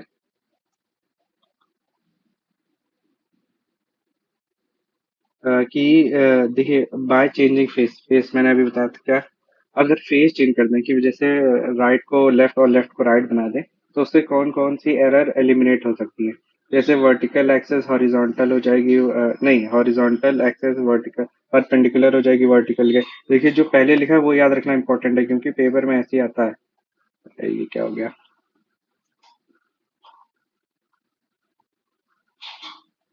ठीक है, ये ऐसे ही आता है। Then line of collimation is perpendicular to axis of altitude level, ठीक है ये। And then line of collimation is perpendicular to horizontal axis. ये फेस चेंज करने से ही एलिमिनेट हो सकते हैं तीन। एक देखिए दो हॉरिजॉन्टल एक पैरेलल वाला, पैरेलल वाला तो एक ही है। जैसे आप याद रख सकते हैं line of collimation is parallel will become parallel to altitude level, ठीक है। और line of collimation is perpendicular to horizontal axis और वो horizontal is perpendicular to vertical. फिर टेम्परेरी एडजस्टमेंट कौन कौन से होते हैं, देखिए कैसे करते हैं प्रोसेस जो है। पहले सेंटरिंग करेंगे, देन लेवलिंग करेंगे और फिर एलिमिनेशन ऑफ पैरेलैक्स करते हैं। एक बहुत क्वेश्चन पूछा जाता है कि पैरेलैक्स में रिमूवल ऑफ पैरेलैक्स कैसे किया जाता है, by objective lens, by eyepiece और बाय बोथ और बाय और नन ऑफ दिस। तो इसमें जो है पैरेलैक्स रिमूव करने के लिए फोकसिंग करने के लिए क्या करते हैं, ऑब्जेक्टिव लेंस और आई पीस दोनों की हेल्प से करते हैं, ये याद रखेंगे। फिर कौन कौन से परमानेंट एडजस्टमेंट्स होते हैं। अ, देखिए प्लेट लेवल टेस्ट होता है, इसमें क्या होता है वर्टिकल एक्सेस को वर्टिकल करने के लिए होता है। फिर क्रॉस हेयर रिंग टेस्ट, इसमें क्रॉस हेयर को vertical cross hair lie in vertical plane and horizontal axis perpendicular to horizontal axis, ये क्रॉस हेयर रिंग टेस्ट है। फिर spire test horizontal is perpendicular to vertical. फिर collimation azimuth test क्या होता है, इसमें आप थोड़ा कंफ्यूज हो सकते हैं तो याद रखिएगा कि line of sight is perpendicular to horizontal axis. फिर बबल ट्यूब, इसमें देखिए कुछ नाम से पता चल जाएंगे बट ये वाला जो है ये वाला, इसमें आपको कंफ्यूजन हो सकता है तो याद रखिएगा कि लाइन ऑफ साइट को परपेंडिकुलर करते हैं हॉरिजॉन्टल के। Collimation of azimuth test azimuth से याद रख सकते हैं, ठीक है। अजीमुथ तो उसको भी बोलते हैं वर्टिकल एक्सिस को, लेकिन आप वर्टिकल एक्सिस से ना कंफ्यूज हो जाइएगा। याद रखिए कि line of sight perpendicular to horizontal. फिर vertical arc test, vertical arc test क्या होता है, इसमें जो वर्टिकल सर्कल है उसको जीरो प्रेजेंट करता है और line of sight should be perpendicular to vertical axis. इसमें परपेंडिकुलर टू हॉरिजॉन्टल था, इसमें परपेंडिकुलर टू वर्टिकल है, याद रखेंगे। फिर मेजरमेंट ऑफ हॉरिजॉन्टल एंगल, ये दो तरीके से कर सकते हैं हॉरिजॉन्टल एंगल मेजरमेंट। एक होता है रेपिटेशन से, एक होता है रिएट्रेशन से। इसमें मोर एक्यूरेसी होती है, तीन ऑब्जर्वेशन राइट से लेते हैं, तीन ऑब्जर्वेशन लेफ्ट से, दोनों का मीन निकालते हैं, उससे आंसर आ जाता है। रिहाइड्रेशन में क्या होता है, इसमें एक ही एंगल को मतलब कई एंगल को मेजर करते हैं एक ही पॉइंट से, एक ही स्टेशन से, तो रिहाइड्रेशन यूज करते हैं। और वर्टिकल एंगल, देखिए वर्टिकल एंगल जो मैक्स मेजर कर सकते हैं by the theodolite it is 68 degree, याद रखेंगे। एंड अब line of collimation angle of elevation कहा जाता है, प्लस में क्या रखा जाता है, और angle of depression line of collimation के नीचे। और देखिए थियोडोलाइट मैंने जैसे बताया था ना, अदर यूजर्स के हैं, डायरेक्ट एंगल मेजर कर सकते हैं, deflection angle, magnetic bearing, line को आगे बढ़ा सकते हैं, मतलब ये यहाँ तक थी, थोड़ा मेजरमेंट करके यहाँ तक ला सकते हैं। फिर थियोडोलाइट एज लेवल भी यूज कर सकते हैं। फिर लेवलिंग पढ़ते हैं, लेवलिंग इंपॉर्टेंट चैप्टर है। देखिए दो तरीके की लेवलिंग होती है, एक डायरेक्ट लेवलिंग एक इनडायरेक्ट लेवलिंग। डायरेक्ट लेवलिंग को स्प्रेड लेवलिंग कहते हैं, याद रखेंगे स्प्रेड लेवलिंग। देन इसके टाइप्स कौन कौन से होते हैं, simple levelling, differential levelling, fly levelling, check, profile, reciprocal and precise. Simple levelling difference of elevation निकालने के लिए यूज होता है, जनरल सा। Difference simple levelling. Differential levelling क्या होता है, जैसे requires more than one setting of instrument, और कंपाउंड लेवलिंग कहते हैं, याद रखेंगे। देखिए दूसरा नाम याद रखना बहुत इंपॉर्टेंट है, कई बार पूछा जाता है। जैसे स्पिरिट लेवलिंग का तो पूछा गया था कई बार कि और क्या बोलते हैं। फ्लाई लेवलिंग जनरली रिकनेंसर्स में यूज किया जाता है डिफरेंस ऑफ एलिवेशन निकालने के लिए। चेक लेवलिंग क्या होता है, जैसे एक काम, जैसे पहला दिन था, यहाँ पे काम छोड़ दिया, फिर अगले दिन आए, यहाँ से काम शुरू करना, तो इसके कंपैरिजन में शुरू करेंगे, तो इसे कहते हैं, मतलब लास्ट डे के वर्क के लिए जो लेवलिंग यूज की जाती है उसे कहते हैं। फिर profile levelling generally profile set में करने के लिए यूज होता है, जैसे रोड वोड में, उसमें लॉन्गिट्यूडनल, जैसे लॉन्गिट्यूडनल सेक्शन में लेवलिंग करनी है ना, वहां पे यूज किया जाता है। फिर रेसिप्रोकल लेवलिंग, जैसे रेसिप्रोकल लेवलिंग में क्या होता है, use when it is not possible to set instrument. जैसे रिवर है, ठीक है, यहाँ पे पॉइंट मेजर लेवल करना है और हम यहाँ खड़े हैं, तो चेनिंग तो कर नहीं सकते। अरे क्या हो गया, जैसे चेनिंग तो कर नहीं सकते, ठीक है, यहाँ से यहाँ चेनिंग तो कर नहीं सकते, तो हम लेवलिंग करेंगे, लेवलिंग करेंगे with the help of reciprocal. इसमें कब यूज करते हैं, जब बीच में कोई क्या बोलते हैं, दिक्कत आ जाए, मतलब क्या बोलते हैं उसे, ऑब्स्ट्रक्शन आ जाए, ठीक है। और इट एलिमिनेट्स रिफ्रैक्शन और कर्वेचर एरर्स, याद रखेंगे, अभी इस पे आगे कुछ पॉइंट वैल्यूज है उसे भी देखेंगे। प्रिसाइज लेवलिंग क्या होता है, measure elevation difference between points on earth surface. फिर ट्रिग्नोमेट्रिक नहीं, इनडायरेक्ट लेवलिंग देखिए तीन तरीके से होती है, एक ट्रिग्नोमेट्रिक, बैरोमेट्रिक और हिप्सोमेट्रिक। ट्रिग्नोमेट्रिक में क्या है, ट्रिग्नोमेट्रिकल इक्वेशंस यूज करके। फिर barometric with the help of barometer, क्या होता है कि एलिवेशन जैसे जैसे बढ़ेगा प्रेशर घटता जाएगा, उस हिसाब से वो यूज करते हैं, एल्टीमीटर यूज करते हैं इसके लिए। और हिप्सोमीटर में हाइपोमीटर यूज करते हैं इंस्ट्रूमेंट, और जैसे जैसे प्रेशर बॉइलिंग पॉइंट बढ़ेगा वैसे वैसे एलिवेशन घटता चला जाएगा। यही होता है, मतलब ये डायरेक्ट मेथड तो नहीं है, इनडायरेक्ट है, इसलिए with the help of empirical values और कुछ स्टैंडर्ड तरीके से मेजर करते हैं। फिर मेथड्स ऑफ कैलकुलेटिंग आरएल, काफी बार क्वेश्चन पूछा जाता है कि इतना इतना दिया है तो हाइट आरएल पूछते हैं ऑफ ए स्टेशन, तो वो पूछ। तो देखिए दो मेथड होते हैं, एक राइज एंड फॉल मेथड और एक होता है height of instrument method. Rise and fall में देखिए फार्मूला याद रखना इंपॉर्टेंट है। ये एक फार्मूला है, फिर उसको यूज करेंगे इसमें, यहाँ पे। तो और देखिए इसमें ये मोस्ट प्रिसाइज होता है, और क्योंकि इसमें जो चेक होते हैं वो तीन चीजों में लगता है, आरएल में लगता है, बैक साइड्स और फोर साइड्स में लगता है, और राइज एंड फॉल में लगता है, तीन जगह लगता है, इसलिए ज्यादा प्रिसाइज। इसको यूज कैसे करते हैं मैं बता देता हूँ। जैसे ये हो गया, यहाँ पे हमारा जो आरएल था वो 100 था, तो और इसमें जो डिस्टेंस आया वो 102 था। फिर यहाँ पे मेजर किया, ये हमारा आया 100, नहीं, यहाँ पे हमारा आरएल जो आया, मतलब हमें यहाँ पे आरएल निकालना, तो हमारा यहाँ पे आरएल क्या आएगा, यहाँ से हमने मेजर किया तो ये आया हमारा 101, नहीं, कैसे करते हैं, हाँ, यहाँ पे हमारी जो रीडिंग आई वो 2 मीटर आई, ठीक है, तो यहाँ से यहाँ तक का आएगा हमारा 102 मीटर, ठीक।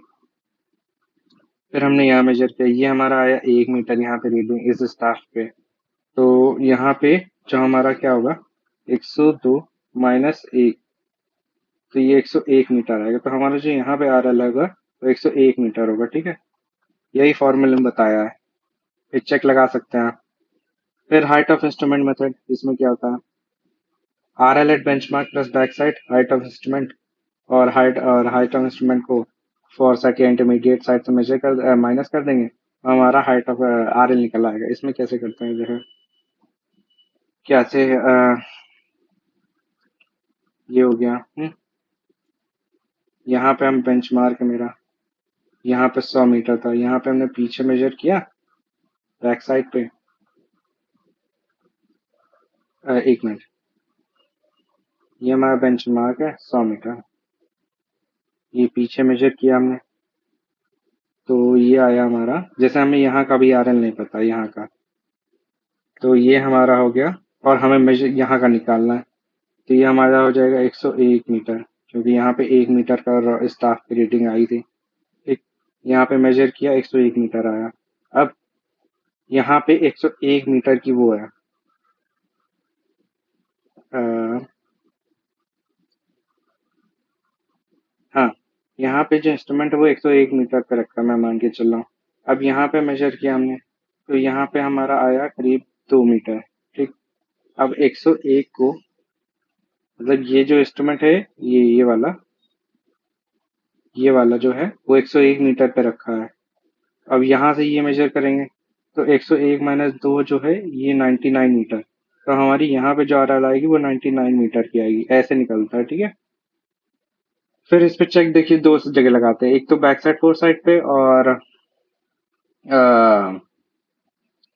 लास्ट आरएल और फर्स्ट आरएल पे, ठीक है। उसमें किस पे लगाते हैं, back side four side, first RL last RL and back side four side last RL first RL, rise and fall पे। इसमें राइज एंड फॉल होता नहीं, मेजर नहीं करते, तो इस पे मेजर नहीं करते, चेक नहीं लगाते, तो ये लेस प्रिसाइज होता है क्योंकि इसमें एक उस पर कम लग रहा है। फिर पैरेलैक्स क्या होता है, when image found by the object lens is not in the same plane with the cross hair, same plane cross hair के ना हो तो उसे पैरेलैक्स कहते हैं। इसे रिमूव किया जाता है with the help of focusing of objective lens and eyepiece, पीछे पढ़ाई था।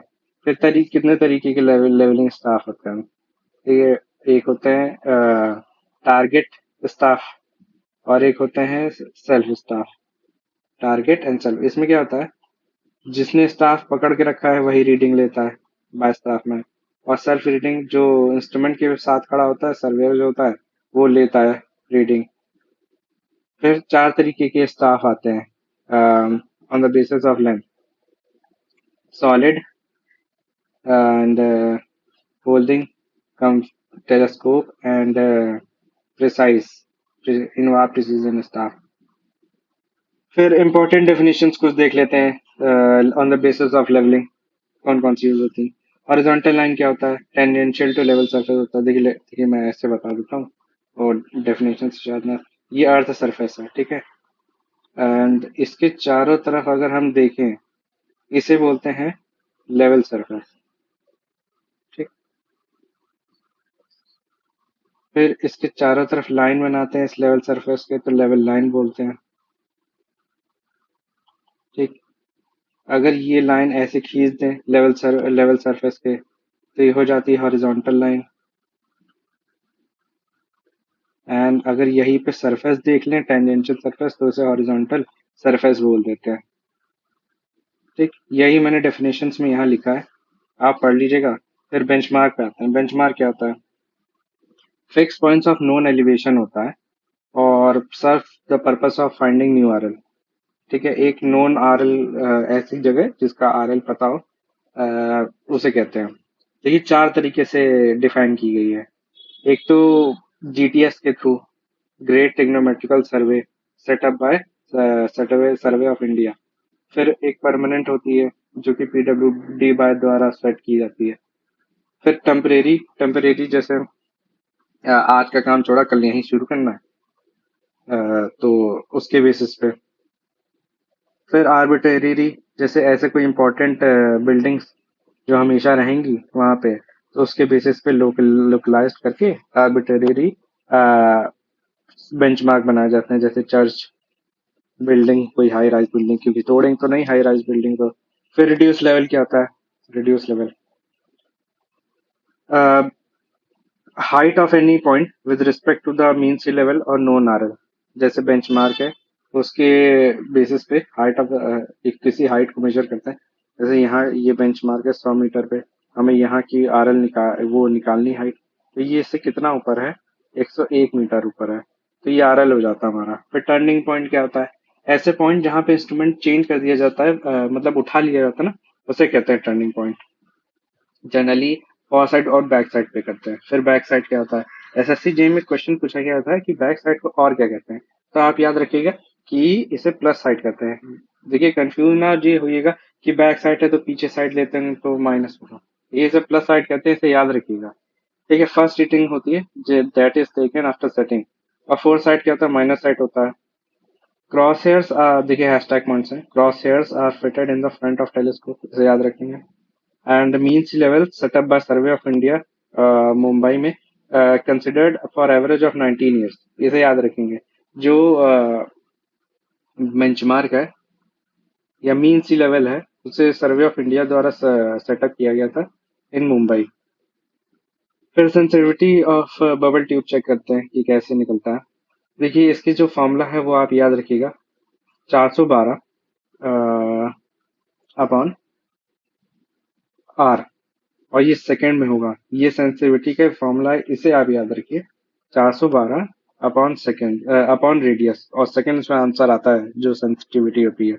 नहीं तो इसका फॉर्मूला या ये याद रख सकते हैं आप, L/R इंटू 206265 सेकेंड, ये।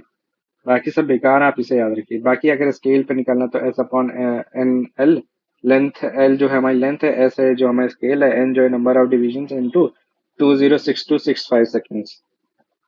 नहीं, अच्छा, S जो है वो स्टाफ इंटरसेप्ट है, N जो डिविजन है और लेंथ है। और फिर फैक्टर्स अफेक्टिंग सेंसिटिविटी देखिए, टेम्परेचर बढ़ेगा सेंसिटिविटी घट जाएगी, विस्कोसिटी बढ़ेगी टेम्परेचर घट जाएगी, याद रखिए। बाकी सबसे इंक्रीज होती है, चाहे लेंथ बढ़े चाहे डायमीटर बढ़े, चाहे इंक्रीज होती है, रफनेस से डिक्रीज हो जाती है, एक और पॉइंट है।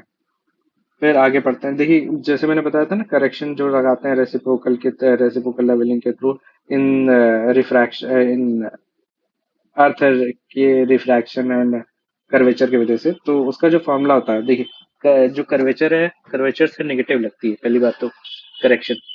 इसका फॉर्मूला होता है d² अपॉन 2r, जिसे आप याद ना रखें कोई जरूरत नहीं, माइनस, आप ये याद रखिए कि -0.0785 d² और किलोमीटर में आएगा, इसे याद रखिए। फिर रिफ्रैक्शन का -0.0112 d², मीटर, ये मीटर में आएगा। एक मिनट, ये भी मीटर में होगा। नहीं नहीं, आंसर मीटर में आता है, बट डी जो है वो हमें किलोमीटर में रखेंगे, ठीक है। आंसर हमारा मीटर में आएगा और डी हम किलोमीटर में रखेंगे। तो एक तो सी जो कर्वेचर होता है इक्वल टू 1/7 होता है और सी आर, इसे याद रखेंगे। और इन दोनों के कॉम्बिनेशन को जो फॉर्मूला आता है वो होता है -0.0672 d², मीटर में आंसर और डी किलोमीटर।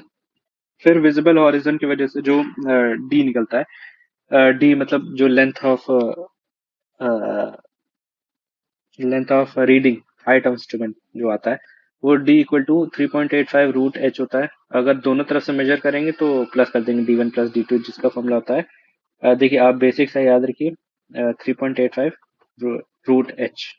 एच जो है वो हमारी ये हाइट होती है, एच जो है हमारी हाइट है, हाइट ऑफ इंस्ट्रूमेंट, और ये हमारा ये होता है, ठीक है, डी। तो 3.85 √h। फिर रेसिप्रोकल लेवलिंग आपको बता ही दिया था, एक तरीके की डायरेक्ट लेवलिंग होती है और eliminates error due to curvature of reflection and collimation,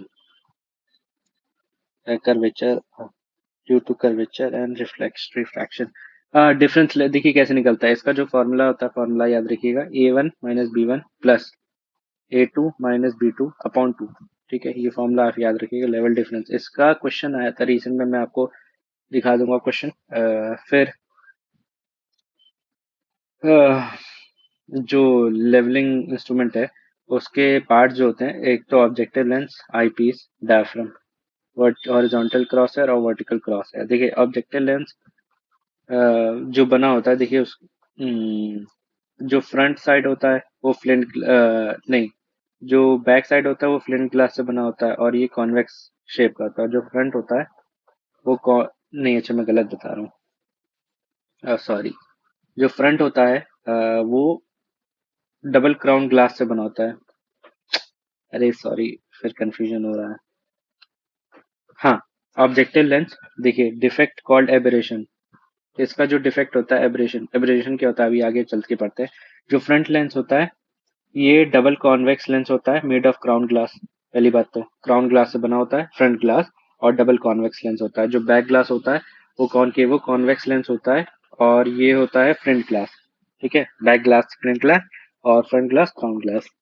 फिर आई पीस के बारे में बात करते हैं। आई पीस रैम्सडन जनरली यूज किया जाता है, ह्यूजन भी यूज कर सकते हैं, इसमें जो लेंस होता है।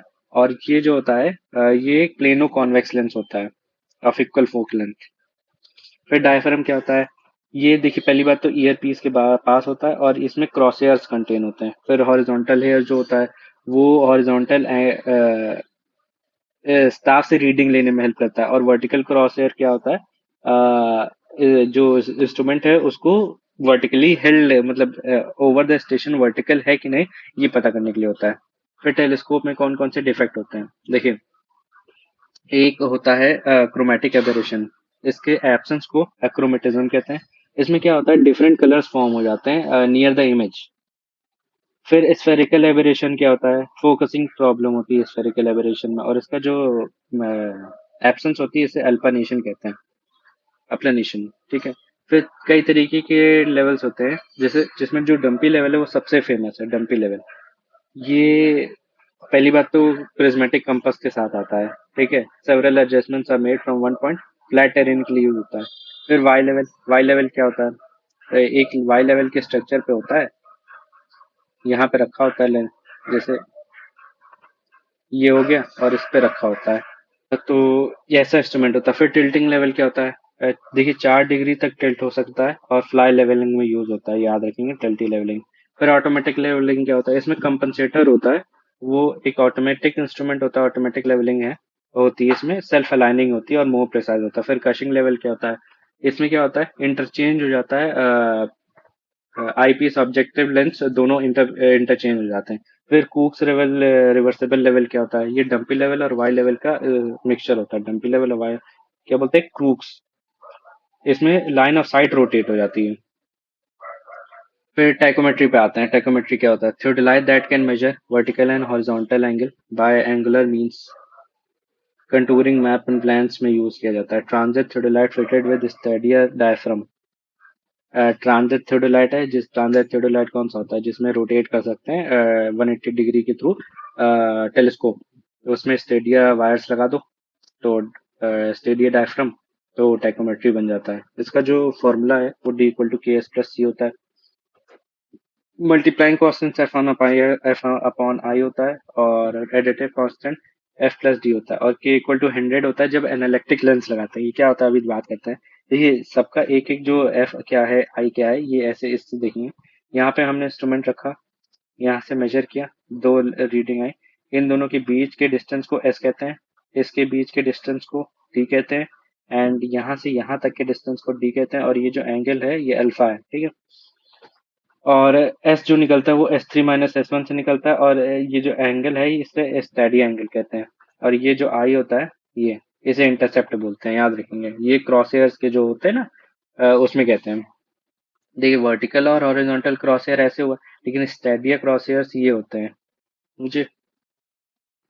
तो हाँ, आगे पढ़ते हैं। स्टैडिया रॉड क्या होती है, स्टैडिया वर्टिकल स्टाफ होता है, 5 से 15 हाइट मीटर की हाइट का।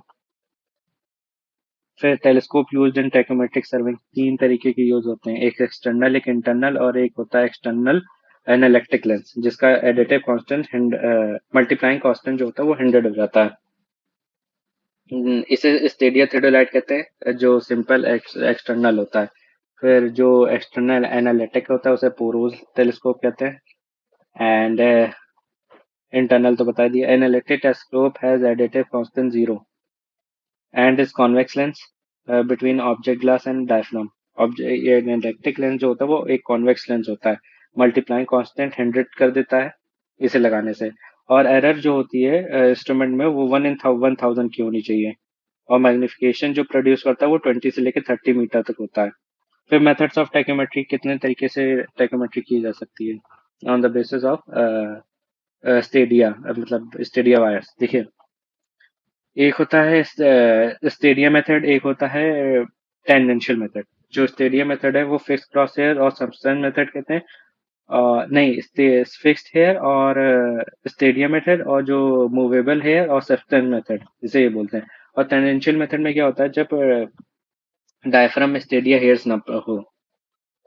और इसे याद रखेंगे। देखिए स्टेडिया मेथड और सब्सटेंस मेथड, ये क्वेश्चन पूछा गया था कि मूवेबल हेयर मेथड को और क्या कहते हैं, तो सब्सटेंस मेथड याद रखेंगे आप।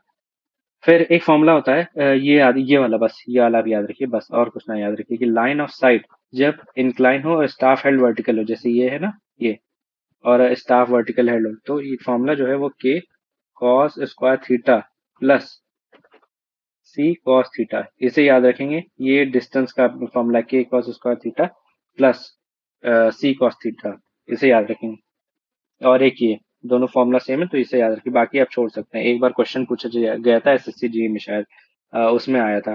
फिर एरर्स इन स्टेडिया सर्विंग, देखिए एक इंस्ट्रूमेंटल एरर्स आ सकती हैं, एक error due to manipulating and sighting, जो साइटिंग में दिक्कत आती है। जैसे गलत मेजर कर लिया, इनएक्यूरेट रीडिंग हो गई उसकी वजह से। फिर नेचुरल केसेस की वजह से आ सकती है, जैसे टेम्परेचर बढ़ गया तो कुछ चेंजेस आ गए उसके वजह से। फिर मूवेबल हेयर मेथड अगर यूज किया है तो उसमें क्या होता है, फॉर्मूला सेम है कि डी इक्वल टू के एस प्लस सी, बट के एस जो है उसमें अपॉन एम कर देते हैं। ये फॉर्मूला होता है। एम क्या होता है? ये होता है माइक्रोमीटर रीडिंग। ये इसका जो फॉर्मूला होता है I equal to M M P होता है एस, और K equal to F upon M P, और जो पी होता है वो पिच ऑफ स्क्रू होता है। अगर एरर भी दी है तो एम माइनस ई कर देते हैं। ये फॉर्मूला है। फिर सब्सटेंस थियोडोलाइट क्या होता है? टैकोमीटर विद स्टैडिया है मूव्ड बाय माइक्रोमीटर स्क्रू, इसे सब्सटेंस थियोडोलाइट कहते हैं। इसमें माइक्रोमीटर स्क्रू के थ्रू रीड मूवमेंट करते हैं ऑफ द स्टेडिया हेड और रीडिंग लेते हैं। फिर सब्सटेंस बार क्या होती है? हॉरिजॉन्टल डिस्टेंस मेजर करने के लिए यूज होता है ऑन द अनडिलेटेड एरिया। ठीक है। फिर कंटूरिंग में हम आते हैं। अब नया चैप्टर हो गया कंटूरिंग, बस हमारा खत्म होने वाला है कंटूरिंग। फिर कर्व, एंड देन कुछ नहीं, फिर प्लेन टेबलिंग, एंड देन कुछ एक्स्ट्रा इंपॉर्टेंट पॉइंट्स, फिर हमारा खत्म हो जाएगा। तो कंटूरिंग के बारे में पढ़ते हैं कि contour interval vertical distance between two contour lines होती है। जैसे क्या हो गया, जैसे ये कोई हिल है, ठीक है, ये और ये, ठीक। कंटूर इंटरवल इन दोनों के बीच में जो इंटरवल होता है ना उसे कहते हैं। फिर कंटूर लाइन क्या होता है? इमेजिनरी लाइन है joining the points of equal elevation. फिर horizontal equivalent, horizontal distance between two contour lines. Horizontal equivalent कैसे निकलता है? ये निकलता है horizontal equivalent contour interval upon gradient से। कंटूर इंटरवल कैसे निकलता है? 25 upon number of centimetre per kilometre. फिर कंटूर इंटरवल किस पे डिपेंड करता है? देखिए, स्केल ऑफ मैप पे इनवर्सली प्रोपोर्शनल है। कॉस्ट बढ़ेगी तो कंटूर इंटरवल कम हो जाएगा। अ, ये दोनों इनवर्सली प्रोपोर्शनल है, कंटूर इंटरवल एंड फंड्स। फिर टाइम भी इनवर्सली प्रोपोर्शनल और डिटेल भी इनवर्सली प्रोपोर्शनल है। अगर फ्लैट ग्राउंड है, फ्लैट है, तो जो कंटूर इंटरवल है दूर दूर होंगे, और अगर स्टीप स्लोप है तो पास पास होंगे। एक मिनट, ये गलत लिखा है। जो मैंने बताया वो होगा कि देखिए, मिनी ये स्मॉल लिखेंगे यहाँ, और यहाँ लार्ज लिखे हैं, ठीक। फिर कंटूर ग्रेडियंट क्या होता है? Line lying on ground surface throughout and maintaining a constant inclination to horizontal. Ghat tracer से मेजर करते हैं। इंपॉर्टेंट पॉइंट है घाट ट्रेसर। स्लो देखिए, स्लोप मेजर करने के लिए होता है, नहीं तो इंक्लिनेशन भी मेजर कर सकते हैं। फिर ग्रेड कंटूर क्या होता है? Line having equal gradient along slope, इसे ग्रेड कंटूर बोलते हैं। Line having equal gradient along slope. फिर कुछ प्रॉपर्टीज ऑफ कंटूर लाइन पे बात करते हैं कि contours are parallel to each other and distance between them are constant called uniform slope. जैसे यूनिफॉर्म स्लोप है, जैसे फ्लैट ग्राउंड है, या फिर बहुत ही स्लोली स्लोली, जैसे ये होता है ना, ऐसे ऐसे स्लोप बढ़ रहा है, तो ये 99 हो गया, ये 99.5 हो गया, तो ये यूनिफॉर्म स्लोप रिप्रेजेंट कर रहा है। फिर क्लोजली स्पेस अगर स्लोप है तो स्टीप स्लोप होता है, और वाइडली स्पेस्ड है तो माइल्ड स्लोप होता है। फिर two contours do not intersect and each other except in overhanging and cliff and cave. देखिए, कोई भी कंटूर लाइन एक दूसरे को क्रॉस नहीं कर सकती सिवाय ओवरहैंगिंग क्लिफ के। ओवरहैंगिंग क्लिफ में क्या होता है? एक ऐसे होता है और एक ऐसे होता है, ये दोनों एक दूसरे को इंटरसेक्ट करेंगे ना, तो ये ऐसे होता है। और vert contour lines do not unite except in vertical cliff. Vertical cliff कैसे होता है? जैसे ये क्लिफ है, ठीक है, तो ये ऐसे होता है, ऐसे। एंड कैसे होता था भूलिए, एक मिनट।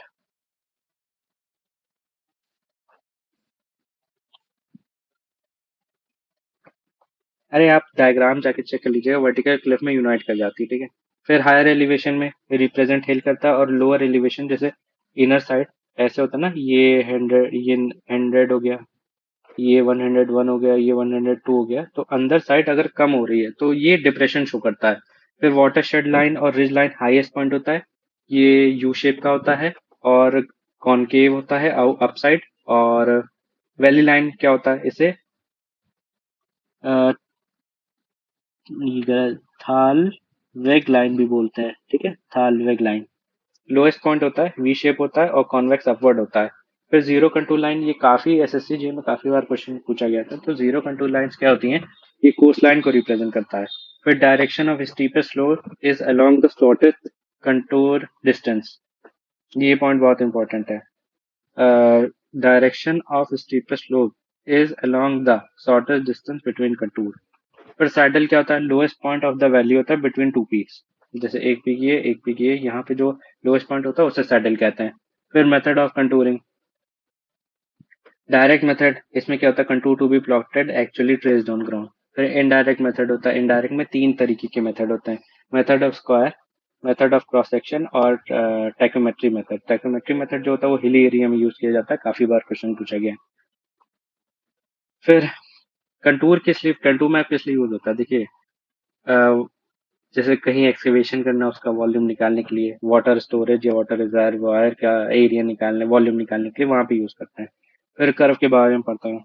कर्व देखिए तीन तरीके के होते हैं, सिंपल, कंपाउंड और रिवर्स। सिंपल क्या होता है, दोनों का रेडियस सेम है और दोनों ऐसे एक ही तरफ आके मिल रहे हैं।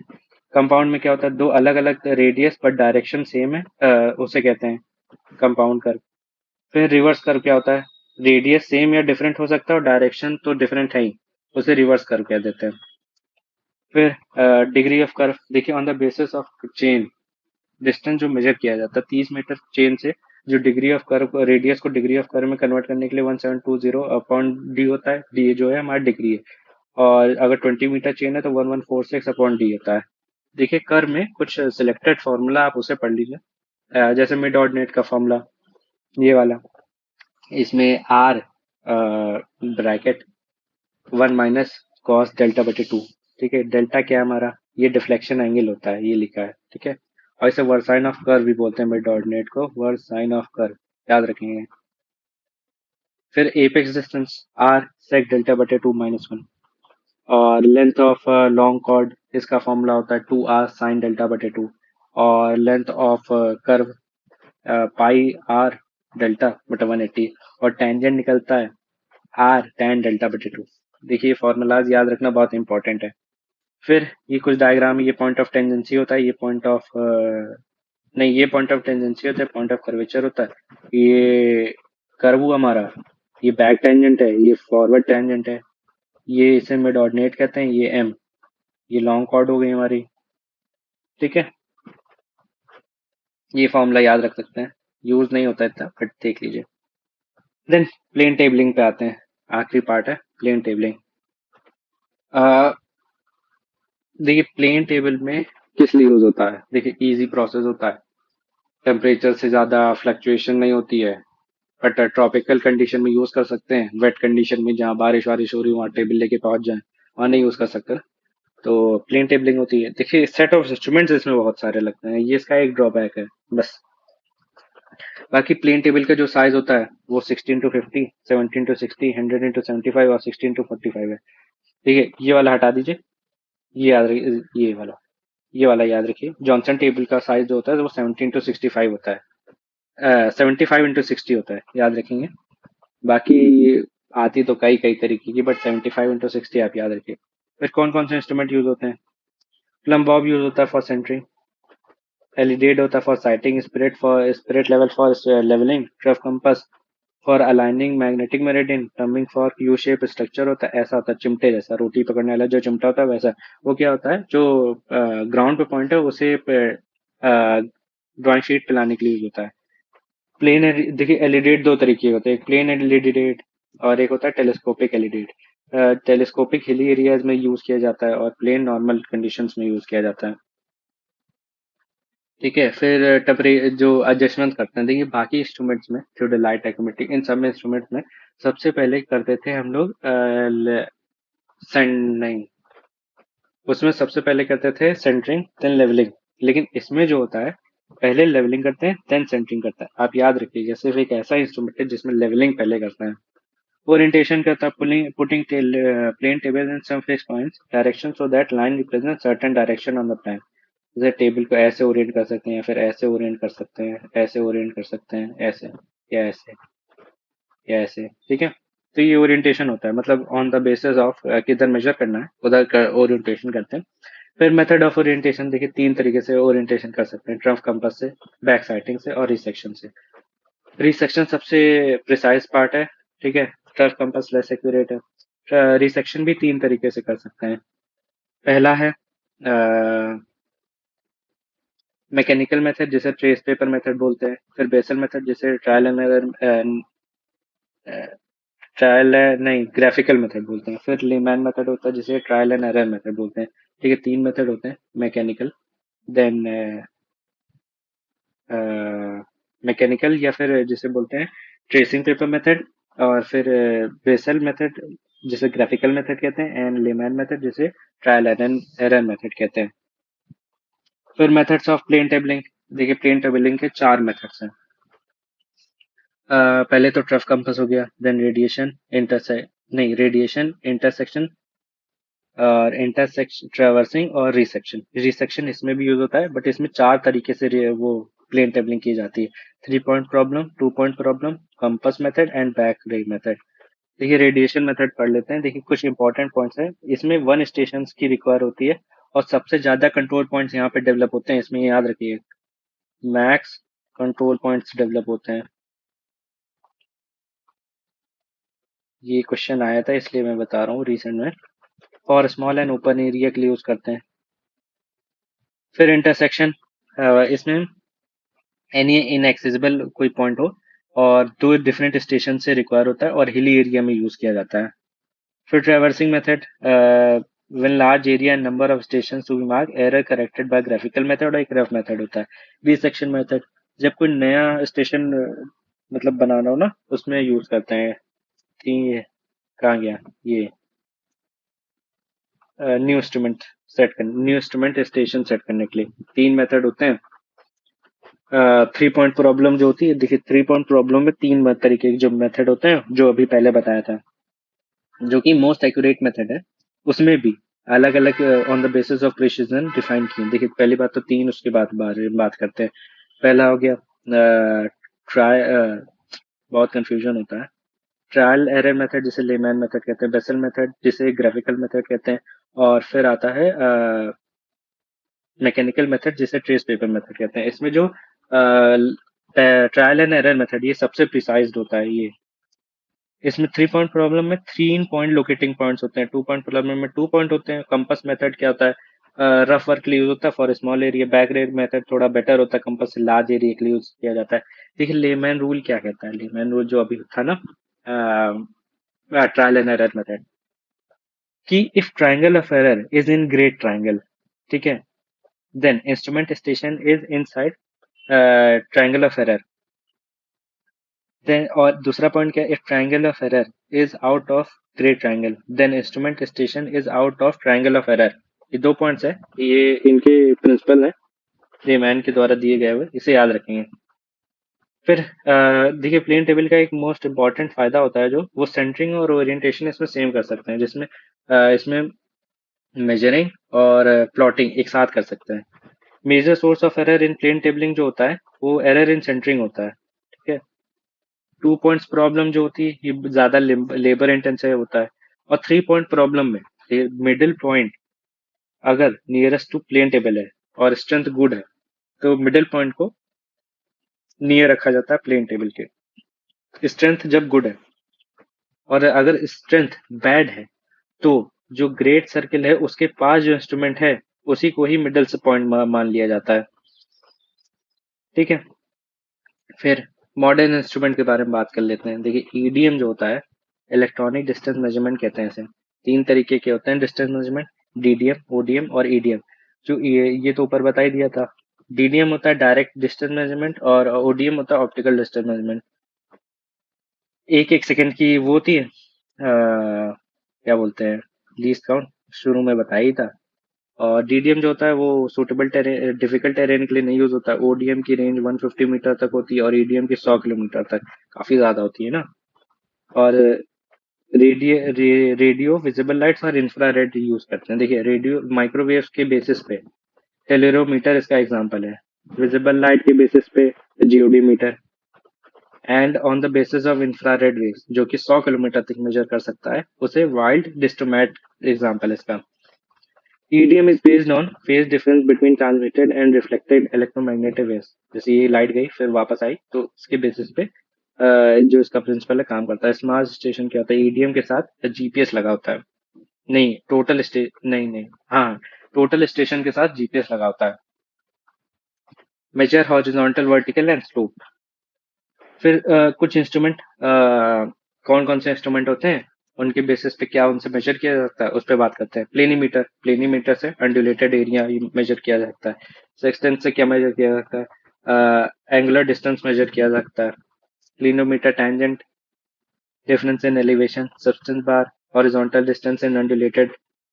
हीलियोट्रेप, जैसे जो सर्वेयर जो मतलब सर्वेयर के जो हेल्पर्स होते हैं उनको मार करने के लिए होता है। फिर hand level reconnaissance of preliminary में यूज किया जाता है to locate contours on the ground. Abney level क्या होता है, वर्टिकल एंगल मेजर करने के लिए होता है, या ट्रेसिंग पेपर ट्रेसिंग के लिए, या फिर स्लोप मेजर करने के लिए। फिर पेंटाग्राफ एनलार्जिंग और रिड्यूसिंग द मैप्स, मैप्स यहाँ लिख देता हूँ। फिर घाट ट्रेसर यूज होता है स्लोप मेजर करने के लिए। Fresnel's clinometer measure most precise slope, box extent, horizontal and vertical angle, nautical sextants और एस्ट्रोनॉमिकल और नेविगेशन पर्पस के लिए। साउंडिंग हाइड्रोग्राफिक के लिए साइट स्क्वायर 90 एंगल का to line side right angle set करने के लिए होता है। ऑटो लेवल ऑप्टिकल कंपनसेटर के साथ आता है लेवलिंग के लिए। ऑटोमेटिकली जो लाइन ऑफ साइट है उसको हॉरिजॉन्टल करने के लिए, और सब कुछ मतलब खुद मैनेज कर लेता है। फिर कुछ एक्स्ट्रा पॉइंट्स इस पे काफी क्वेश्चन आते हैं। जैसे ये अर्थ है, अर्थ का हमारा ये इक्वेटर है, उसके चारों तरफ 1000 किलोमीटर दूर पे एक सर्किल बना दिया जाता है जिसे बोलते हैं सेलेस्टियल स्फेयर। ठीक है, जहाँ पे ऑब्जर्वर खड़ा होता है उसके ऊपर जेनिथ पॉइंट होता है, उसके नीचे नादिर पॉइंट होता है। ये सेलेस्टियल स्फेयर है और ये सेलेस्टियल इक्वेटर है। ठीक, तो ये मैंने बताया जेनिथ क्या होता है, ऑब्जर्वर के ऊपर का point on the celestial sphere. Nadir क्या होता है, नीचे साइड। फिर कुछ एक पॉइंट्स आए थे कि जो जीपीएस होता है उसमें जो कितने सेट ऑफ इंस्ट्रूमेंट्स यूज होते हैं। तो 4 सेट ऑफ इंस्ट्रूमेंट यूज होते हैं, याद रखिएगा। पहली बात तो satellite, then computer, then user, और बीच में ट्रांसमीटर। 4 चीजें। फिर जीआईएस क्या होता है, ज्योग्राफिकल इंफॉर्मेटिव सिस्टम होता है, इसमें 5 कंपोनेंट यूज होते हैं। फिर कुछ points, true error equal to actual error minus observed value. Residual error क्या होता है, काफी बार क्वेश्चन पूछा गया। Most probable error minus error minus observed value करते हैं। फिर कंडीशनल एरर क्या होती है, कंडीशंस की वजह से, जैसे टेम्परेचर चेंजेस हो गया एग्जांपल, उसके वजह से जो एरर आया उसकी वजह से। फिर ये कुछ इंपॉर्टेंट पॉइंट्स हैं। ठीक है, ये आप खुद पढ़ लीजिएगा, और आज के लिए इतना ही रखते हैं। लाइक शेयर और सब्सक्राइब कीजिएगा, और पुरानी वीडियोस जो है उसकी मैंने प्लेलिस्ट बना दी, वो आप देख लीजिएगा अगर आपको पुरानी वीडियोस ना मिले। बाकी आज के लिए इतना ही रखते हैं। कल हम लोग सोम शुरू करेंगे। काफी लोगों ने बोला है कि सोम करें, तो सोम करेंगे, और आज के लिए इतना ही रखते हैं।